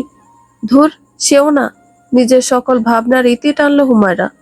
নিজেকে ধাতস্থ করে বলল, আমাকে তো রাতেও নিজের হাতে খাইয়ে দিল, দেখলেন? তাহলে আমাকে কেন খাবার দিবে না? সেটাই, দেখলাম তো সবই। আচ্ছা, এখন যা বলেছি সেটা কর। কথাগুলোর আড়ালে কেমন যেন রহস্য রহস্য লাগলো হুমায়রার। তবে কথা বাড়ালো না সে। চুপচাপ ব্যাগ থেকে বোরকা আর হিজাব নিয়ে চলল মিররের সামনে। অতঃপর ব্যাগপত্র গুছিয়ে তৈরি হয়ে গেল মিনিট দশেকের মধ্যেই। হুমায়রাকে পরিপাটি দেখতেই বিছানা ছেড়ে উঠে দাঁড়ালো কৃষাণ। পরপর হাঁটা দিল বাইরের উদ্দেশ্যে। একটু দাঁড়ান, মামনিকে বলে আসি। তার কথার মাঝে সেখানে উপস্থিত হলেন রেখা বেগম। এমন সাত সকালে হুমায়রা কৃষাণকে বেরোতে দেখে চোখ বড় বড় হয়ে গেল তার। বিস্ময় নিয়ে বলল, এ মা, এত সকালে কোথায় যাচ্ছিস তোরা? বাসায় চলে যাচ্ছি মামুনি, আপনারা নিজেদের খেয়াল রাখবেন। অর্ণা কি ঘুমায়? হ্যাঁ, একেবারে খেয়ে দিয়ে যাস। এটা কোনো যাওয়ার সময় হলো নাকি? না মামুনি, আপনি অর্ণাকে বলে দিন, বলে হাঁটা দিল হুমায়রা। দরজার বাইরে দাঁড়িয়ে ছিল কৃষাণ। হুমায়রা আসতেই তার হাতে 500 টাকার একটা নোট ধরিয়ে দিল, বলল, এটা অর্ণাকে দিয়ায়। বিস্ময়ে চোখ বড় বড় হয়ে গেল মেয়েটার। তৎক্ষণাৎ টাকাটা ফিরিয়ে দিতে উদ্যত হলো, বলতে নিল, এসবের কি দরকার? তোকে বলেছি এত বেশি বুঝতে? কৃষাণের ধমকের পৃষ্ঠে আর কিছু বলা হয়ে উঠল না হুমায়রার দ্বারা। বাধ্য সৈনিকের মতো আবারও ঘরের ভিতর ঢুকলো সে। মামুনির হাতে টাকাটা ধরিয়ে দিয়ে বলল, এটা অর্ণাকে দিয়েন। মুখ দেখে মনে হলো না ভদ্রমহিলা সন্তুষ্ট হয়েছেন, তবে মুখে মেকি হাসি ঝুলিয়ে বললেন, আরে এসবের কি দরকার ছিল? সমস্যা নেই মামুনি। আচ্ছা আসি, ভালো থাকবেন। আসসালামু আলাইকুম। বাড়ির মূল ফটক পেরিয়ে দেখা মিলল কৃষাণের। বাইক নিয়ে অপেক্ষারত অবস্থায় বসে আছে সে। ভিতরে প্রশ্নের ঝুলি বেঁধে এগিয়ে এলো হুমায়রা। বলল, আপনি কবে বাইক কিনলেন? আমার না, আমার বন্ধুর। আমার বাইক কলেজে থাকতেই জলিল মির্জা পুড়িয়ে ফেলেছে। কলেজ লাইফে একবার রাতে মাতাল হয়ে ফিরে আসার সময় অ্যাক্সিডেন্ট হয়েছিল কৃষাণের। এখনকার মতো তেমন মদ খেত না সে, তবে যেদিন খুব বেশি পেইনের মধ্যে থাকতো সেদিন খেত। ওই দিনটাও ছিল তেমনি। ভাগ্য ভালো, মধ্যরাত হয়, রাস্তা অন্য গাড়ি তেমন ছিল না, যার দরুন খুব বেশি ক্ষতি হয়নি তার। তবে পুলিশের হাতে ধরা পড়ায় এসব নিয়ে অনেক হাঙ্গামা হয়েছিল। তাই ছেলের ওপর রেগে নিজের টাকায় কিনে দেওয়া বাইকটা সেদিনই নিজ হাতে পুড়িয়ে ফেলেছিলেন জলিল মির্জা। কৃষাণ অসুস্থ থাকায় কিছু করতে পারেনি, কিন্তু যখন সুস্থ হলো তখন ঘরের খাবারের সাথে সম্পর্ক ছিন্ন করলো। মানুষের সাথে তো বহু আগেই করেছে। সেদিন থেকে এই অবধি ঘরে খাবার খায় না ছেলেটা। ওসিলাটা বাইকের হলো, প্রধান কারণ হলো ভাত নামক খাবারটা তার একদমই পছন্দ না। ইয়াসমিন বেগম প্রথম প্রথম ছেলের এমন পরিণতি দেখে বলেছিলেন বাইক কিনে দিবেন, তবে জলিল মির্জা কিছুতেই রাজি হননি। অতঃপর এভাবেই চলতে লাগলো কৃষাণের জীবন। একটা সময় সে পরিণত হলো পাকা বখাটে রূপে। তবে সেই সময়ের অন্তরালে চাপা পড়ে রইল হাজারো ক্ষোভ, অভিযোগ আর অভিমান, যার খবর রাখেনি কেউ। বাইকে না উঠে ঠায় দাঁড়িয়ে রইল হুমায়রা, চোখে মুখে তার স্পষ্ট দ্বিধার ছাপ। তাকে এক পলক অবলোকন করে কৃষাণ প্রশ্ন ছুড়ল, তুই কি এখানে দাঁড়িয়ে থাকবি? তাহলে থাক, আমি চলে যাই। কিভাবে উঠবো? জীবনে কোনোদিন বাইকের ধারে কাছেও যায়নি হুমায়রা, যার দরুন কিভাবে উঠে বসবে সেটাই মাথায় ঢুকছে না তার। দীর্ঘশ্বাস ফেলল কৃষাণ, চোখ দিয়ে ফুটপ্যাক ইশারা করে বলল, এখানে পা দিয়ে আমার কাঁধে ভর রেখে উঠে পড়। কৃষাণের কথা মতোই দুরু দুরু বকে বাইকে উঠে বসলো হুমায়রা। সাথে সাথে বাইক স্টার্ট করলো কৃষাণ। অন্ধকার চিত্তে প্রকৃতিতে নেমে এসেছে হালকা আলোর রেখা। আলো আধারের সংমিশ্রণ এক অপূর্ব সৌন্দর্য তুলে ধরেছে প্রকৃতির মাঝে। মৃদু হাওয়ায় থেমে থেমে দুলে উঠছে গাছের পাতারা। রাস্তাঘাট তখন মানব শূন্য। হাতে গোনা দুই একটা দোকান খোলা হয়েছে, তবে সেখানে ক্রেতাদের বালাই নেই। আশেপাশের এমন নীরবতা যেন সৃষ্টি করছে অজানা এক রোমাঞ্চকর অনুভূতি। কিন্তু সে অনুভূতি বেশিক্ষণ স্থায়ী হলো না হুমায়রার মাঝে। কিছু দূর যেতে শোষ গতিতে বয়ে চলা ঠান্ডা বাতাস এসে গায়ে লাগতে শরীর কাটা কাটা দিয়ে উঠছে মেয়েটার। হেলমেটের ফাঁক দিয়ে বের করে রাখা চোখগুলো বারবার বুজে আসতে চাইছে তীব্র বায়ুর সংস্পর্শে। ভিউ মিররে হুমায়রার অবস্থা চোখ এড়ালো না কৃষাণের। তৎক্ষণাৎ স্পিড কিছুটা কমিয়ে দিল সে। স্বস্তি মিলল মেয়েটার। সন্তুষ্টিকর হাসি ফুটল ঠোঁটে, তবে তার দৃষ্টিগোচর হলো না কৃষাণের। সহসা নীরবতা ভেঙে মিররের দিক তাকিয়ে প্রশ্ন ছুড়ল, তোর বাবা মা কবে মারা গেছে? ওপাশ থেকে খানিক সময় নিয়ে উত্তর এলো, আমার যখন 5 বছর ছিল তখন আম্মু মারা গেছেন, বাবা এখনো জীবিত। শেষের বাক্যটা কর্ণপাত হতেই চমকালো কৃষাণ। কিছুক্ষণ অপলক চিত্তে তাকিয়ে রইল মিররে প্রতিফলিত হওয়া রমণীর পানে। বিস্ময় নিয়ে জানতে চাইল, সে কি বিয়ে করে ফেলেছে? হুম। কখন করেছিল? আম্মু মারা যাওয়ার 3 মাস পর। উত্তর দেওয়ার মতো কোনো শব্দ খুঁজে পেল না কৃষাণ। থম মেরে রইল কিছু পল। পরপর শান্ত কণ্ঠে বলল, তাহলে কি তুই 5 বছর থেকে মামা বাড়িতে থাকিস? হুম। ছোট উত্তর হুমায়রার। এরপর আর কোনো কথা শোনা গেল না মানুষটার। একেবারে নিশ্চুপ হয়ে রইল সারাটা পথ। কিছু কি ভাবছে সে? আধুনিকতার ছোঁয়ায় গড়ে ওঠা আলিশান মির্জা ভবনের সামনে এসে বাইক থামলো কৃষানের। বাইক থামতেই কৃষানের দুখাত আঁকড়ে ধরে রাখা হুমায়রার হাত জোড়া আলগা হলো। সাবধানতা বজায় রেখে নেমে দাঁড়ালো সে। পরপর কৃষানও বাইক স্ট্যান্ড করে সামনে হাঁটা ধরল। পিছন পিছন ধীর পায়ে চলল হুমায়রা। বাড়ির মূল ফটকে কৃষানের পা পড়তেই ভিতর থেকে ভেসে আসলো ইয়াসমিন বেগমের কণ্ঠ। সারা রাত কোথায় ছিলি তুই? নেশার সাথে সাথে এখন কি আবার বাইরে রাত? আসসালামু আলাইকুম আম্মু। পেছন থেকে চেনা জানা মিষ্টি কণ্ঠে সালাম কর্ণপাত হতেই থেমে গেলেন ইয়াসমিন বেগম। হুমায়রাকে দেখতেই মুখে হাসি ফুটল তার। কণ্ঠে খানিক বিস্ময় নিয়ে সালামের উত্তর করলেন, ওয়ালাইকুম আসসালাম। তুমি কখন এলে? আর কার সাথে আসলে? এই মাত্রই এলাম, আপনার ছেলের সাথে এসেছি। অবিশ্বাস্য চোখে ছেলের পানে চাইলেন ভদ্র মহিলা। ততক্ষণে কৃষাণ নিজের রুমের কাছে চলে গেছে। তিনি সন্দিহান কণ্ঠে জানতে চাইলেন, ও কি কাল তোমাদের বাসায় ছিল? জি। ও, সেটা বলে দিলেই তো হতো। টাকার কথা ছাড়া মুখ দিয়ে আর কোনো কথাই বের হয় না নবাবজাদার। উত্তরে কিছু বলল না হুমায়রা। সে পা বাড়ালো রুমের উদ্দেশ্যে। রুমে প্রবেশ মাত্রই দেখতে পেল কৃষাণ উপর হয়ে বিছানায় গা এলিয়ে দিয়েছে। নিঃশব্দে এগিয়ে এসে বোরকা আর হিজাব খুলে নির্ধারিত স্থানে রাখলো। পরপর রুম ছেড়ে বেরিয়ে যায় হুমায়রা। ভ্যাপসা গরমে গা জ্বালা করার মতো অবস্থা। রাস্তাঘাট যেন সদ্য আগুনে পোড়া লোহার পাত। খালি পায়ে কারো সেথায় পা রাখার উপায় নেই। ভার্সিটির গেট থেকে বেরিয়ে রাস্তার কাঠফাটা রোদে এসে দাঁড়ালো 4 বন্ধু। আজকে সকালের আড্ডায় অংশগ্রহণ করতে পারেনি কৃষাণ। ঘুম থেকে উঠতে দেরি হয়ে গেছে, যার দরুন ঠিক টাইমে ক্লাসে উপস্থিত হতে পারেনি সে। ইদানিং কৃষাণের এমন অনুপস্থিতিতে তার ওপর সন্দেহের পাল্লা ভারী হয়ে আসছে বাকি 3 বন্ধুর। পদে পদে সন্দেহের চোখে তাকে পরখ করছে তারা। গতকাল এমন তাড়াহুড়ো করে কোথায় গিয়েছিলি?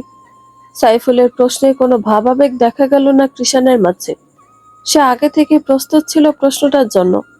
হাতে থাকা সিগারেটে একটা টান বসালো। উড়ন্ত ধোঁয়ার পানে তাকিয়ে বলল, গিয়েছিলাম একটা কাজে। কি কাজ? জানানোর মতো হলে জানিয়ে যেতাম। চোখ ছোট ছোট করে তাকালো সকলে।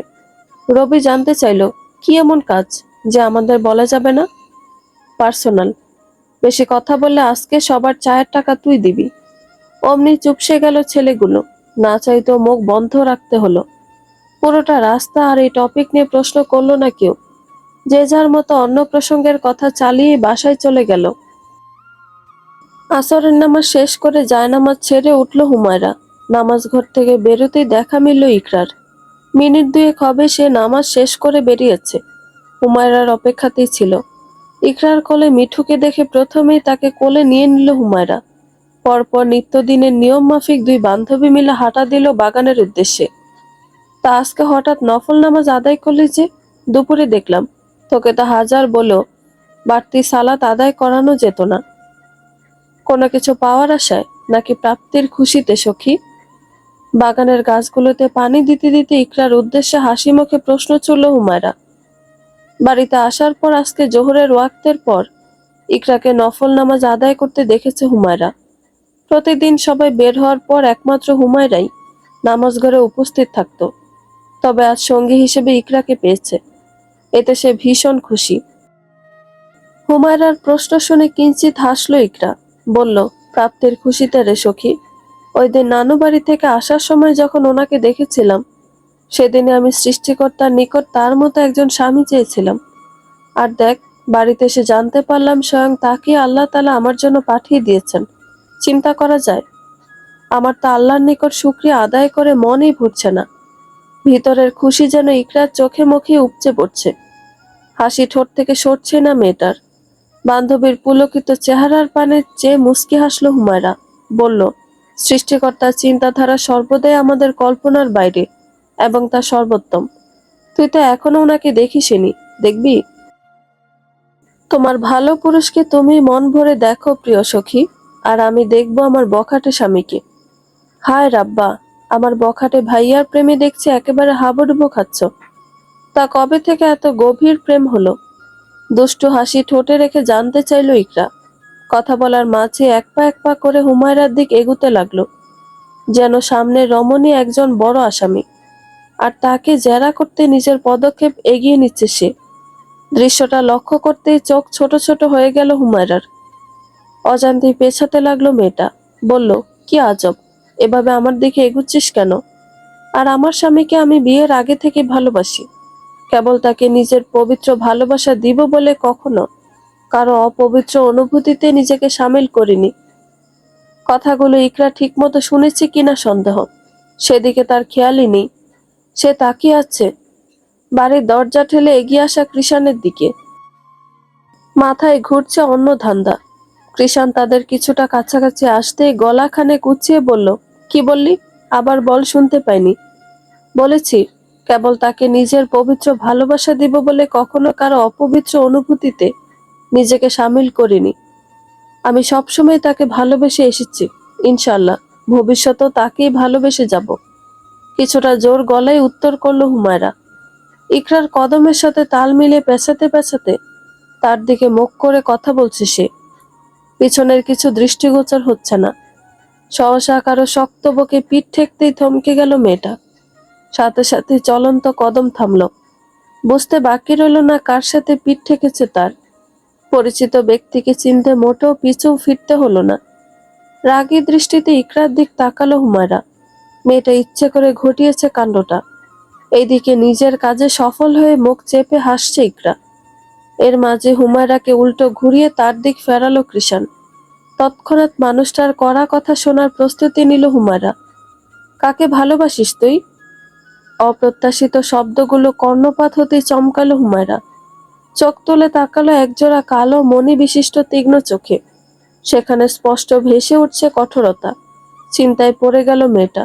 মানুষটা তাহলে একটু আগের বলা কথাগুলো শুনে নিয়েছে। এখন কি উত্তর দেবে সে? বলে দিবে যে আপনাকে ভালোবাসার কথাই বলছিলাম। যেহেতু সামনের ব্যক্তি তার স্বামী হয়, সুতরাং বলাই যায়। তাই বলে তো এভাবে সরাসরি বলে দেওয়া যায় না। আর এমনিতেও মানুষটা তাকে সহ্য করতে পারে কিনা এটাই সন্দেহ। হুমায়রাকে কোনো উত্তর দিতে না দেখে রেগে গেল কৃষাণ। ধমকে বলল, কি রে, কথা বলছিস না কেন? আবারও ভাবনার জগতে ডুব দিল রমণী। সময় নিয়ে উত্তর দিল, আছে একজন। কি বললি? কণ্ঠ একেবারে শৃঙ্গে উঠে গেছে কৃষাণের। পরপরই শুনতে পেল একই উত্তর, আছে একজন। বলেই ভো দৌড় দিল মেয়েটা। চোখের পলকটাও ঠিকমতো ফেলতে পারেনি কৃষাণ। এর মাঝে হুমায়রাকে পালাতে দেখে চেঁচিয়ে উঠল সে, এই, তোর সাহস তো কম না? আমার থেকে পালাচ্ছিস তুই? হুমায়রার পিছু পিছু সেও ছুটল। তাদের কাণ্ড দেখে হেসে কুটি কুটি খাচ্ছে ইকরা। সামনের দৃশ্যর দিকে এক ধ্যানে তাকিয়ে রইল। বিকেলে নেতিয়ে পড়া শুকনো ফুলগুলো মাটিতে বিছিয়ে আছে, আর সেই ফুলের ওপর দিয়ে হাসতে হাসতে দৌড়াচ্ছে এক স্নিগ্ধ রমণী। পিছনে বড় বড় কদমে এগুচ্ছে তার রাগান্বিত স্বামী। হায় আল্লাহ, কি মনোমুগ্ধকর দৃশ্য! কৃষাণের বড় বড় কদমের সাথে দৌড়ে কুলাতে পারছে না হুমায়রা। এই বুঝি মানুষটার হাতে পড়ে যাবে সে। পড়লে কপালে দুঃখ আছে নিশ্চিত। এর আগেই থামাতে হবে ভেবেই হুমায়রা দৌড় থামিয়ে দিল। পিছনে তাকে সন্দিহান কণ্ঠে বলল, আপনি কি জেলাস? বাক্যটা কর্ণপাত হতেই পদযুগল থেমে গেল কৃষাণের। কিছুক্ষণ ঠায় দাঁড়িয়ে হাঁপাতে থাকা হুমায়রার দিক তাকিয়ে রইল। পরপর তাচ্ছিল্যের স্বরে বলল, জেলাস? তাও আমি? Very funny. তাহলে আমার ভালোবাসার মানুষ নিয়ে আপনার কি? আমি যে কাউকে ভালোবাসতে পারি, আমিও যে কাউকে খুন করতে পারি। বলতে বলতে শার্টের হাতা গুটিয়ে হুমায়রার দিক এগুতে লাগলো। ভিতরে ভিতরে কিছুটা ভয় পেল, তা উপরে স্বাভাবিকতায় ঢেকে রাখলো হুমায়রা। সাহস নিয়ে বলল, আপনি যদি আমাকে কিছু করেন তাহলে আমি ভাববো আপনি জেলাস। ভ্রুজোড়া বেঁকে গেল কৃষাণের। পূর্ণ দৃষ্টিতে পর্যবেক্ষণ করলো সামনের রমণীকে। বলল, বড্ড কথা বলতে শিখে গেছিস? আমার সামনে অন্য কাউকে ভালোবাসার কথা বলিস, আবার লুকিয়েও রাখিস। তাড়াতাড়ি বল কাকে ভালোবাসিস, নয়তো জান নিয়ে নিব তোর। বলবি না সখী? পরিস্থিতি বিগড়ে যেতে দেখে এগিয়ে এলো ইকরা। পরপর কৃষাণের উদ্দেশ্যে বলল, তুমি যেহেতু জেলাসি না, তাহলে এত কিছু জেনে তোমার লাভ কি? আগে স্বীকার করো তুমি জেলাস, তাহলে বলবো।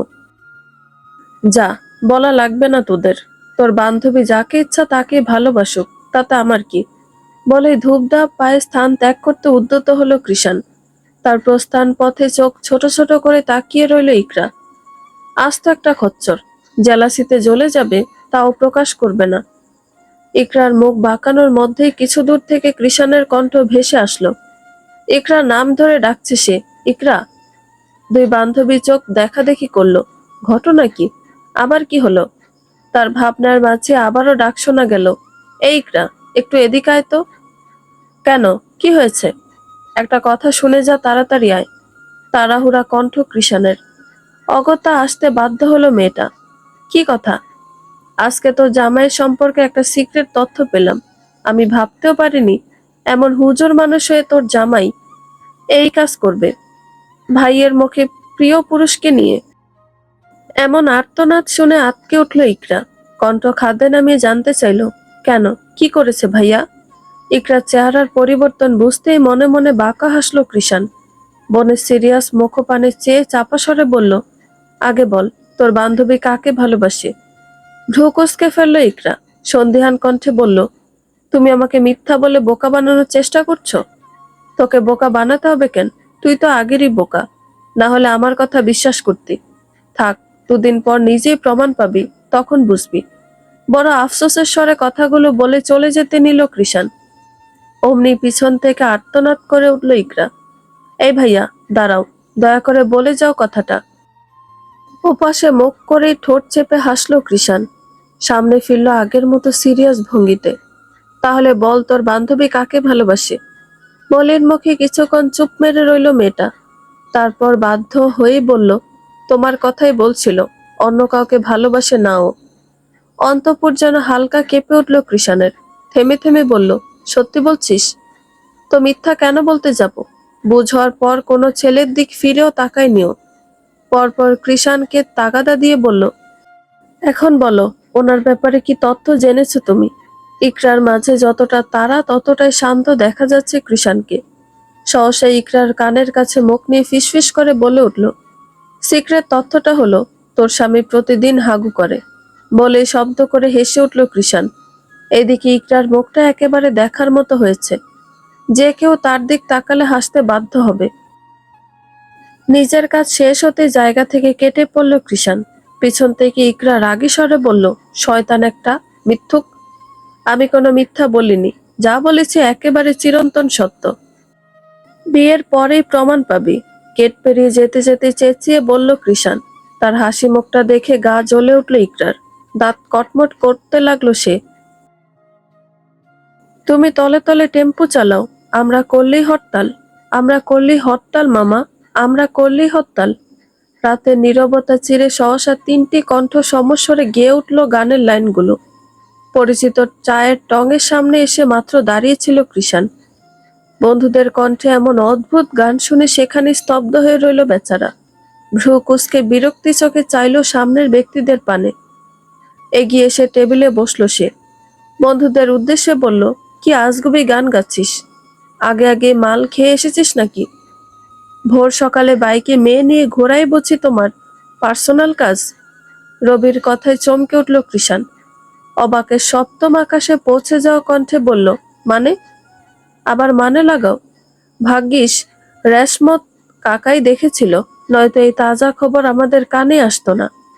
কৃষাণ আসার খানেক আগে দোকানদার কাকার থেকে এই তথ্য জেনেছে তিন বন্ধু। সকালে যখন এই পথে হুমায়রাকে নিয়ে বাড়ি ফিরছিল কৃষাণ, তখন নাকি দোকান থেকে সেই দৃশ্য স্পষ্ট দেখেছেন রেশমত ব্যাপারী। অতি পরিচিত হয়, কৃষাণকে চিনতে মোটেও বেগ পোহাতে হয়নি তার। এবেলা এসে দমে গেল কৃষাণ। বুঝতে পারল মুখ না খুলে উপায় নেই। অগত্যা বলল, ওইটা ইকরার বান্ধবী ছিল।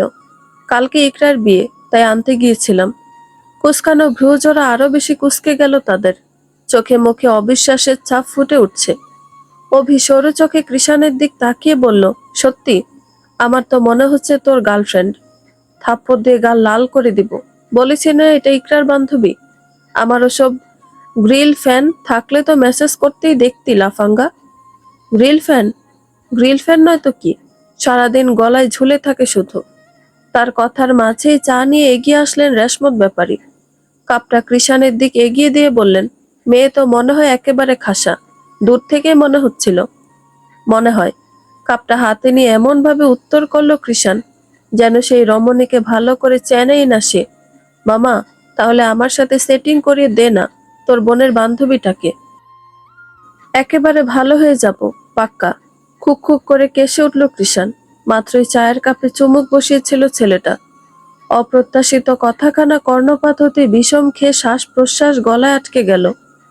অবস্থা বেগতিক দেখে তার দিকে তাড়াহুড়ো করে পানি বাড়িয়ে দিল সাইফুল। ঢকঢক করে বোতল খালি করলো। নিজেকে ধাতস্থ করলো খানিক। পরপর সময় না নিয়ে জোরে সোরে একটা লাথি বসালো অভির পা বরাবর। বলল, আরেকবার এটা শুনলে তোর জবান কেড়ে নেব আমি। কেন? আমি তো বললাম একেবারে ভালো হয়ে যাব। দরকার হয় মুজুর থেকে হুজুর হয়ে যাব, তাও একটু। অভি। কৃষানের চড়া কণ্ঠে মাঝপথে থেমে গেল অভি। অসহায় মুখে বলল, এমন কেন করছিস তুই?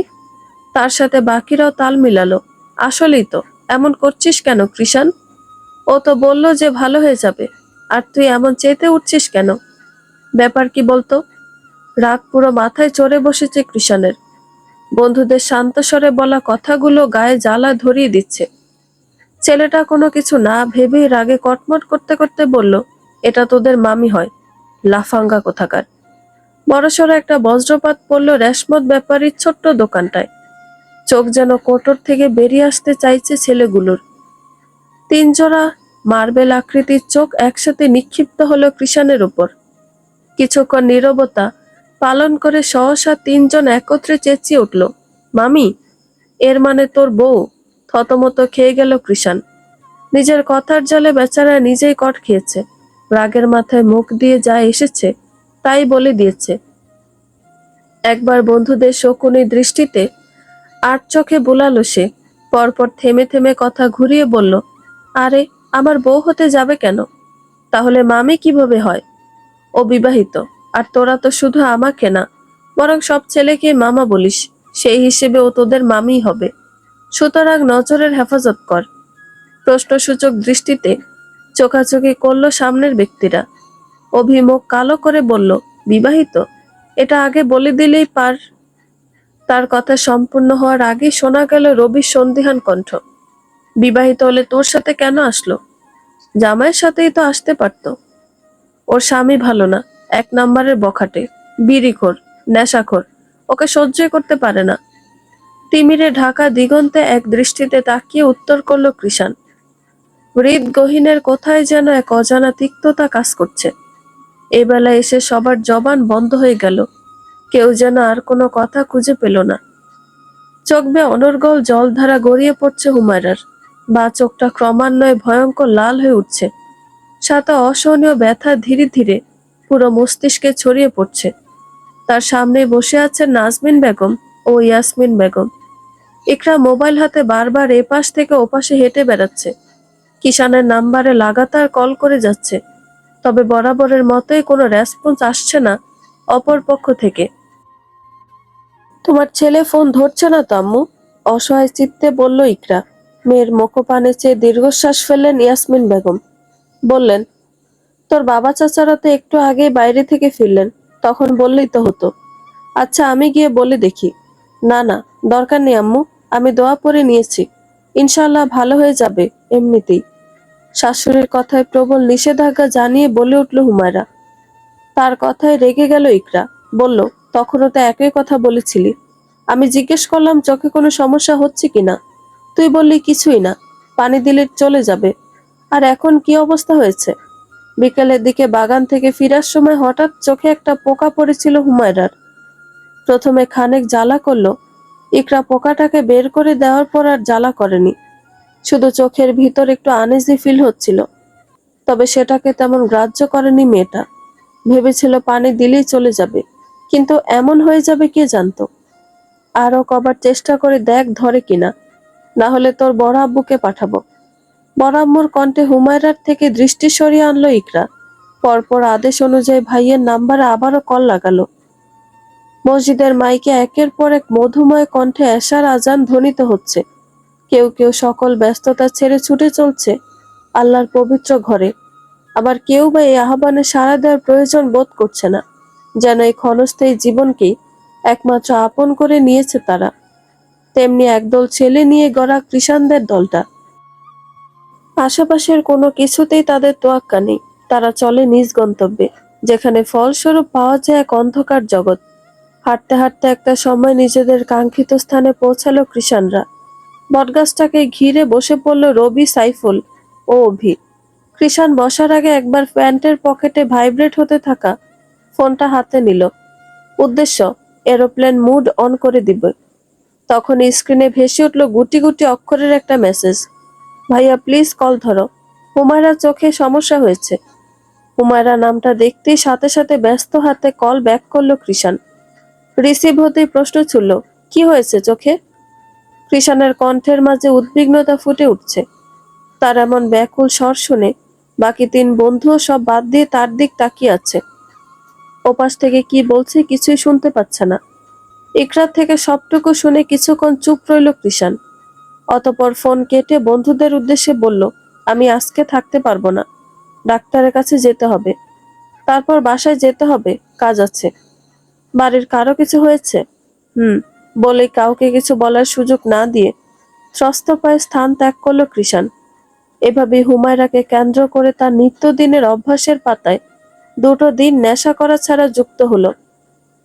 চোখের অসহনীয় ব্যথা নিয়ে খাটের সাথে হেলান দিয়ে বসে আছে হুমায়রা। তখনই ভেড়ানো দরজা খুলে রুমে প্রবেশ করলো কেউ। আওয়াজ পেয়ে আপনা আপনি চোখ মেলে ফেললো সে। সাথে সাথে গাল বেয়ে গড়িয়ে পড়ল এক ফোঁটা অশ্রুকণা। পিছন থেকে হুমায়রার লালিত চোখে চোখ পড়তেই ভিতরটা কেমন যেন মুচড়ে উঠল কৃষাণের। কাঙ্ক্ষিত পুরুষকে দেখতে নিশ্চিন্তে আবারও চোখ বুজে নিল হুমায়রা। চোখ বন্ধরত অবস্থাতে বুঝতে পারল মানুষটা তার দিকে এগিয়ে আসছে। চোখ খোল। গম্ভীর অথচ শান্ত কণ্ঠের পরিপ্রেক্ষিতে বাধ্য মেয়ের মতো চোখ খুলে তাকালো হুমায়রা। ড্রপ হাতে মুখের উপর ঝুঁকে থাকা স্বামীকে নজরে আসতেই অস্বস্তি নিয়ে হালকা ঢোক গিলল। মিহিস্বরে বলল, এখন দিতে পারবো না, নামাজ আদায় করে খাবার খেয়ে এসে দিব। কথা বলার মাঝেই চোখ বেয়ে অঝরে অশ্রুকণা গড়িয়ে পড়ছে মেয়েটার। তা দেখে চোখ বন্ধ করে ফেলল কৃষাণ। অশান্ত স্বরে বলল, চোখ বন্ধ কর। সাথে সাথেই চোখ বন্ধ করে ফেলল হুমায়রা। একটু থেমে কৃষাণ প্রশ্ন ছুড়ল, এই অবস্থা নিয়ে নামাজ কিভাবে পড়বি তুই? পড়তে পারবো, হতে পারে অজুর পানির উসিলায় চোখ ভালো হয়ে যেতে পারে। আবারও চোখ খুলে ফেলল মেয়েটা। কথার সাথে অজান্তেই চোখ জোড়া খুলে যাচ্ছে।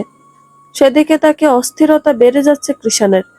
সে ক্ষীণ স্বরে বলল, চোখ বন্ধ কর হুজুরনি, তোর লালিত আঁখি আমার শক্ত বুক এফোর ওফর করে দিচ্ছে। শেষের কথাটা শুনতে পেল না হুমায়রা, কারণ কৃষাণ শোনার মতো করে বলেনি। স্বামীর কথা মতো চোখ বন্ধ করে নিল রমণী। এমনিতেও তার নিজেরই কষ্ট হয় চোখ খুললে, তবে না খুলেও থাকতে পারে না। আর যেন চোখ খুলতে না দেখি। হুমায়রার বন্ধ চোখে তাকিয়ে শাসানো সুরে বলল কৃষাণ, একটু ইকরাকে ডেকে দিন। কেন? আপনি তো বললেন চোখ না খুলতে। চোখ না খুলে নামাজ ঘরে যাব কিভাবে আমি? কিছুক্ষণ নীরব রইল পরিবেশ। সময় নিয়ে সামনে থেকে উত্তর আসলো, আমি নিয়ে যাচ্ছি। মুখে মুচকি হাসি ফুটল হুমায়রার। খুব করে ইচ্ছে হলো মানুষটাকে একবার দেখে নিতে। তবে নিজের এই বাসনাকে নিয়ন্ত্রণ করে বিছানা ছেড়ে দাঁড়িয়ে পড়ল। চোখ বন্ধ রেখে হাত বাড়িয়ে বলল, চলুন। হুমায়রার বাড়ানো হাতের দিক চেয়ে কি যেন ভাবছে কৃষাণ। এইদিকে কাঙ্ক্ষিত ব্যক্তির কোনরূপ সাড়া না পেয়ে কপালে ভাঁজ পড়ল হুমায়রার। মুখ খুলে কিছু বলতে নিবে এর আগেই নিজেকে শূন্য অনুভব করলো। বিস্ময়ে হতবিহ্বল হয়ে তৎক্ষণাৎ কৃষাণের গলা পেঁচিয়ে ধরল মেয়েটা। মিহিস্বরে থেমে থেমে বলল, এটা কি করলেন? গন্তব্যে পৌঁছানোর সিক্রেট পথ খুললাম, যে পথের পথিক হিসেবে কেবল একজনকেই ঠাঁই দিলাম। শেষের লাইনটা মনে মনে বলায় কানে পৌঁছালো না হুমায়রার। প্রথম বাক্যটা শুনতেই মেয়েটা চুপ মেরে গেছে। লজ্জায় গাল দুটো রক্তিম বর্ণ ধারণ করেছে। ভিতর দেশে বইছে প্রবল সুনামি। সজ্ঞানে আজ প্রথম কৃষাণ তাকে কোলে নিয়েছে। ব্যাপারটা যতটা আনন্দ দিচ্ছে ততটাই লজ্জায় গ্রাস করছে। মেয়েটা নড়চড়হীন নেতিয়ে রইল স্বামীর কোলে। এইদিকে হুমায়রার মুখপানে অপলক দৃষ্টিতে তাকিয়ে আছে কৃষাণ।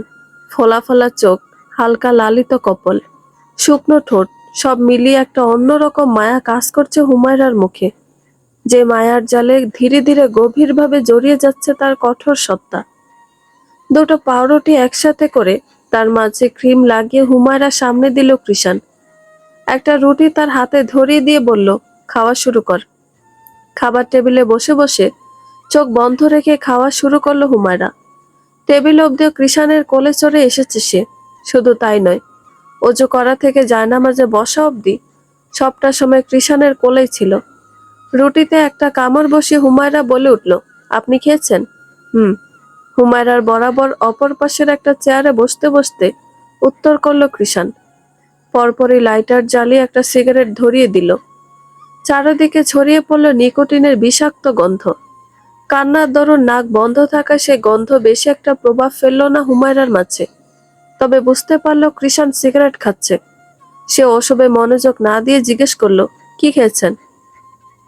বার্গার। কোনো রূপ ঘাটতেরামি ছাড়াই শান্ত কণ্ঠে জবাব ভেসে আসলো। মানুষটার শান্ত কণ্ঠে খানিক সাহস পেল হুমায়রা। বলল, আপনি সবসময় এসব হাবিজাবি খেয়ে কেন নিজের ক্ষতি করছেন? কথাটা মোটো পছন্দ হলো না কৃষাণের। সে কপাল কুঁচকে বলল, তাতে তোর কি? তোকে না আমার ব্যাপারে ভাবতে নিষেধ করেছি? আমি না ভাবলে কে ভাববে? আমার তো এক আপনি ছাড়া আর কেউই নেই। আপনার কিছু হলে আমি কার পরিচয় বাঁচব? কথাগুলো কর্ণপাত হতেই থমকালো কৃষাণ। হাতে থাকা সিগারেটটাও যেন পড়ে যেতে চাইল। সকল বিরক্তির লোপ পেয়ে হৃদকোটরে আশ্রে পড়ল এক প্রশান্তিময় অনুভূতি। কুসকুসে কালো মণি বিশিষ্ট চোখ জোড়া যেন পলক ফেলতে ভুলে বসল। অপলক চিত্তে তাকিয়ে রইল সামনে থাকা মায়াবী মুখপানে। পরিবেশ অত্যধিক শান্ত হয়ে যাওয়ায় হালকা চোখ মেলে মানুষটার দিকে তাকালো হুমায়রা। অমনি অকস্মাৎ চোখাচোখিতে ভরকে গিয়ে চোখ বন্ধ করে ফেলল। কিছুক্ষণ নীরব থেকেও যখন উত্তর পেল না, তখন মিনমিন করে বলল, কিছু বলছেন না যে? চুপচাপ খাবার শেষ কর। তোকে ড্রপ দিয়ে ঘুমাবো আমি, বখাটে স্বামী। এভাবে তো ঘরে ফিরে মধ্যরাতে এখন নাকি সে ঘুমাবে। আপন মনে বিড়বিড় করলো হুমায়রা। বুঝতে পারলো সামনের ব্যক্তির সাথে কথা বাড়িয়ে লাভ নেই। অগত্যা চুপচাপ খেতে লাগলো। তুলতুলে বিছানায় এনে হুমায়রাকে তার বালিশে সোজা করে শুয়ে দিল কৃষাণ। পরপর ড্রপ হাতে কিছুটা ঝুঁকলো হুমায়রার উপর। মানুষটার তপ্ত নিঃশ্বাস চোখে মুখে পড়তেই ক্ষণে ক্ষণে শিউরে উঠছে মেয়েটার প্যালব কায়া। তবে উপরে উপরে নিজেকে সম্পূর্ণ স্বাভাবিক রাখার চেষ্টা চালালো। এর মাঝেই ভেসে আসলো মানুষটার অত্যধিক মোলায়েম স্বর, চোখ খোল। ভেতরের সকল অস্থিরতা সাইডে রেখে স্বামীর আদেশ মোতাবেক চোখ খুলে তাকালো হুমায়রা। আরেকটু ঝুঁকে এলো কৃষাণ। এবার দুজনের নিঃশ্বাস বাড়ি খেতে লাগলো। কৃষাণের শ্বাস স্বাভাবিকের তুলনায় দ্রুত বলে মনে হলো হুমায়রার কাছে। মানুষটাকে কেমন যেন অস্বাভাবিক লাগছে। বারবার হাত দিয়ে ঘাড় ডলছে। এইটুকুতেই কপালে বিন্দু বিন্দু ঘাম দেখা যাচ্ছে। বেশিক্ষণ দেরি করলো না কৃষাণ। সতর্ক চিত্তে তার দু চোখে ড্রপ দিয়ে দিল। তৎক্ষণাৎ চোখ খিচে নিল হুমায়রা। সেদিকে এক পল তাকিয়ে নিজের জায়গায় ফিরে এলো কৃষাণ। লাইট অফ করে ওপাশ ফিরে শুয়ে পড়ল। মনে মনে আওড়ালো, এই মেয়ের কাছে গেলে এমন বুক কাঁপে কেন আমার? কেমন যেন অস্থির অস্থির লাগে। বন্ধুরা, গল্পটি ভালো লেগে থাকলে একটা লাইক করে দিবেন এবং গল্প সম্পর্কে কোনো মতামত জানানোর থাকলে কমেন্ট করতে পারেন। গল্পের বাকি অংশ শোনার জন্য চ্যানেলটি সাবস্ক্রাইব করে পাশেই থাকবেন। ধন্যবাদ সবাইকে। ভালো থাকবেন।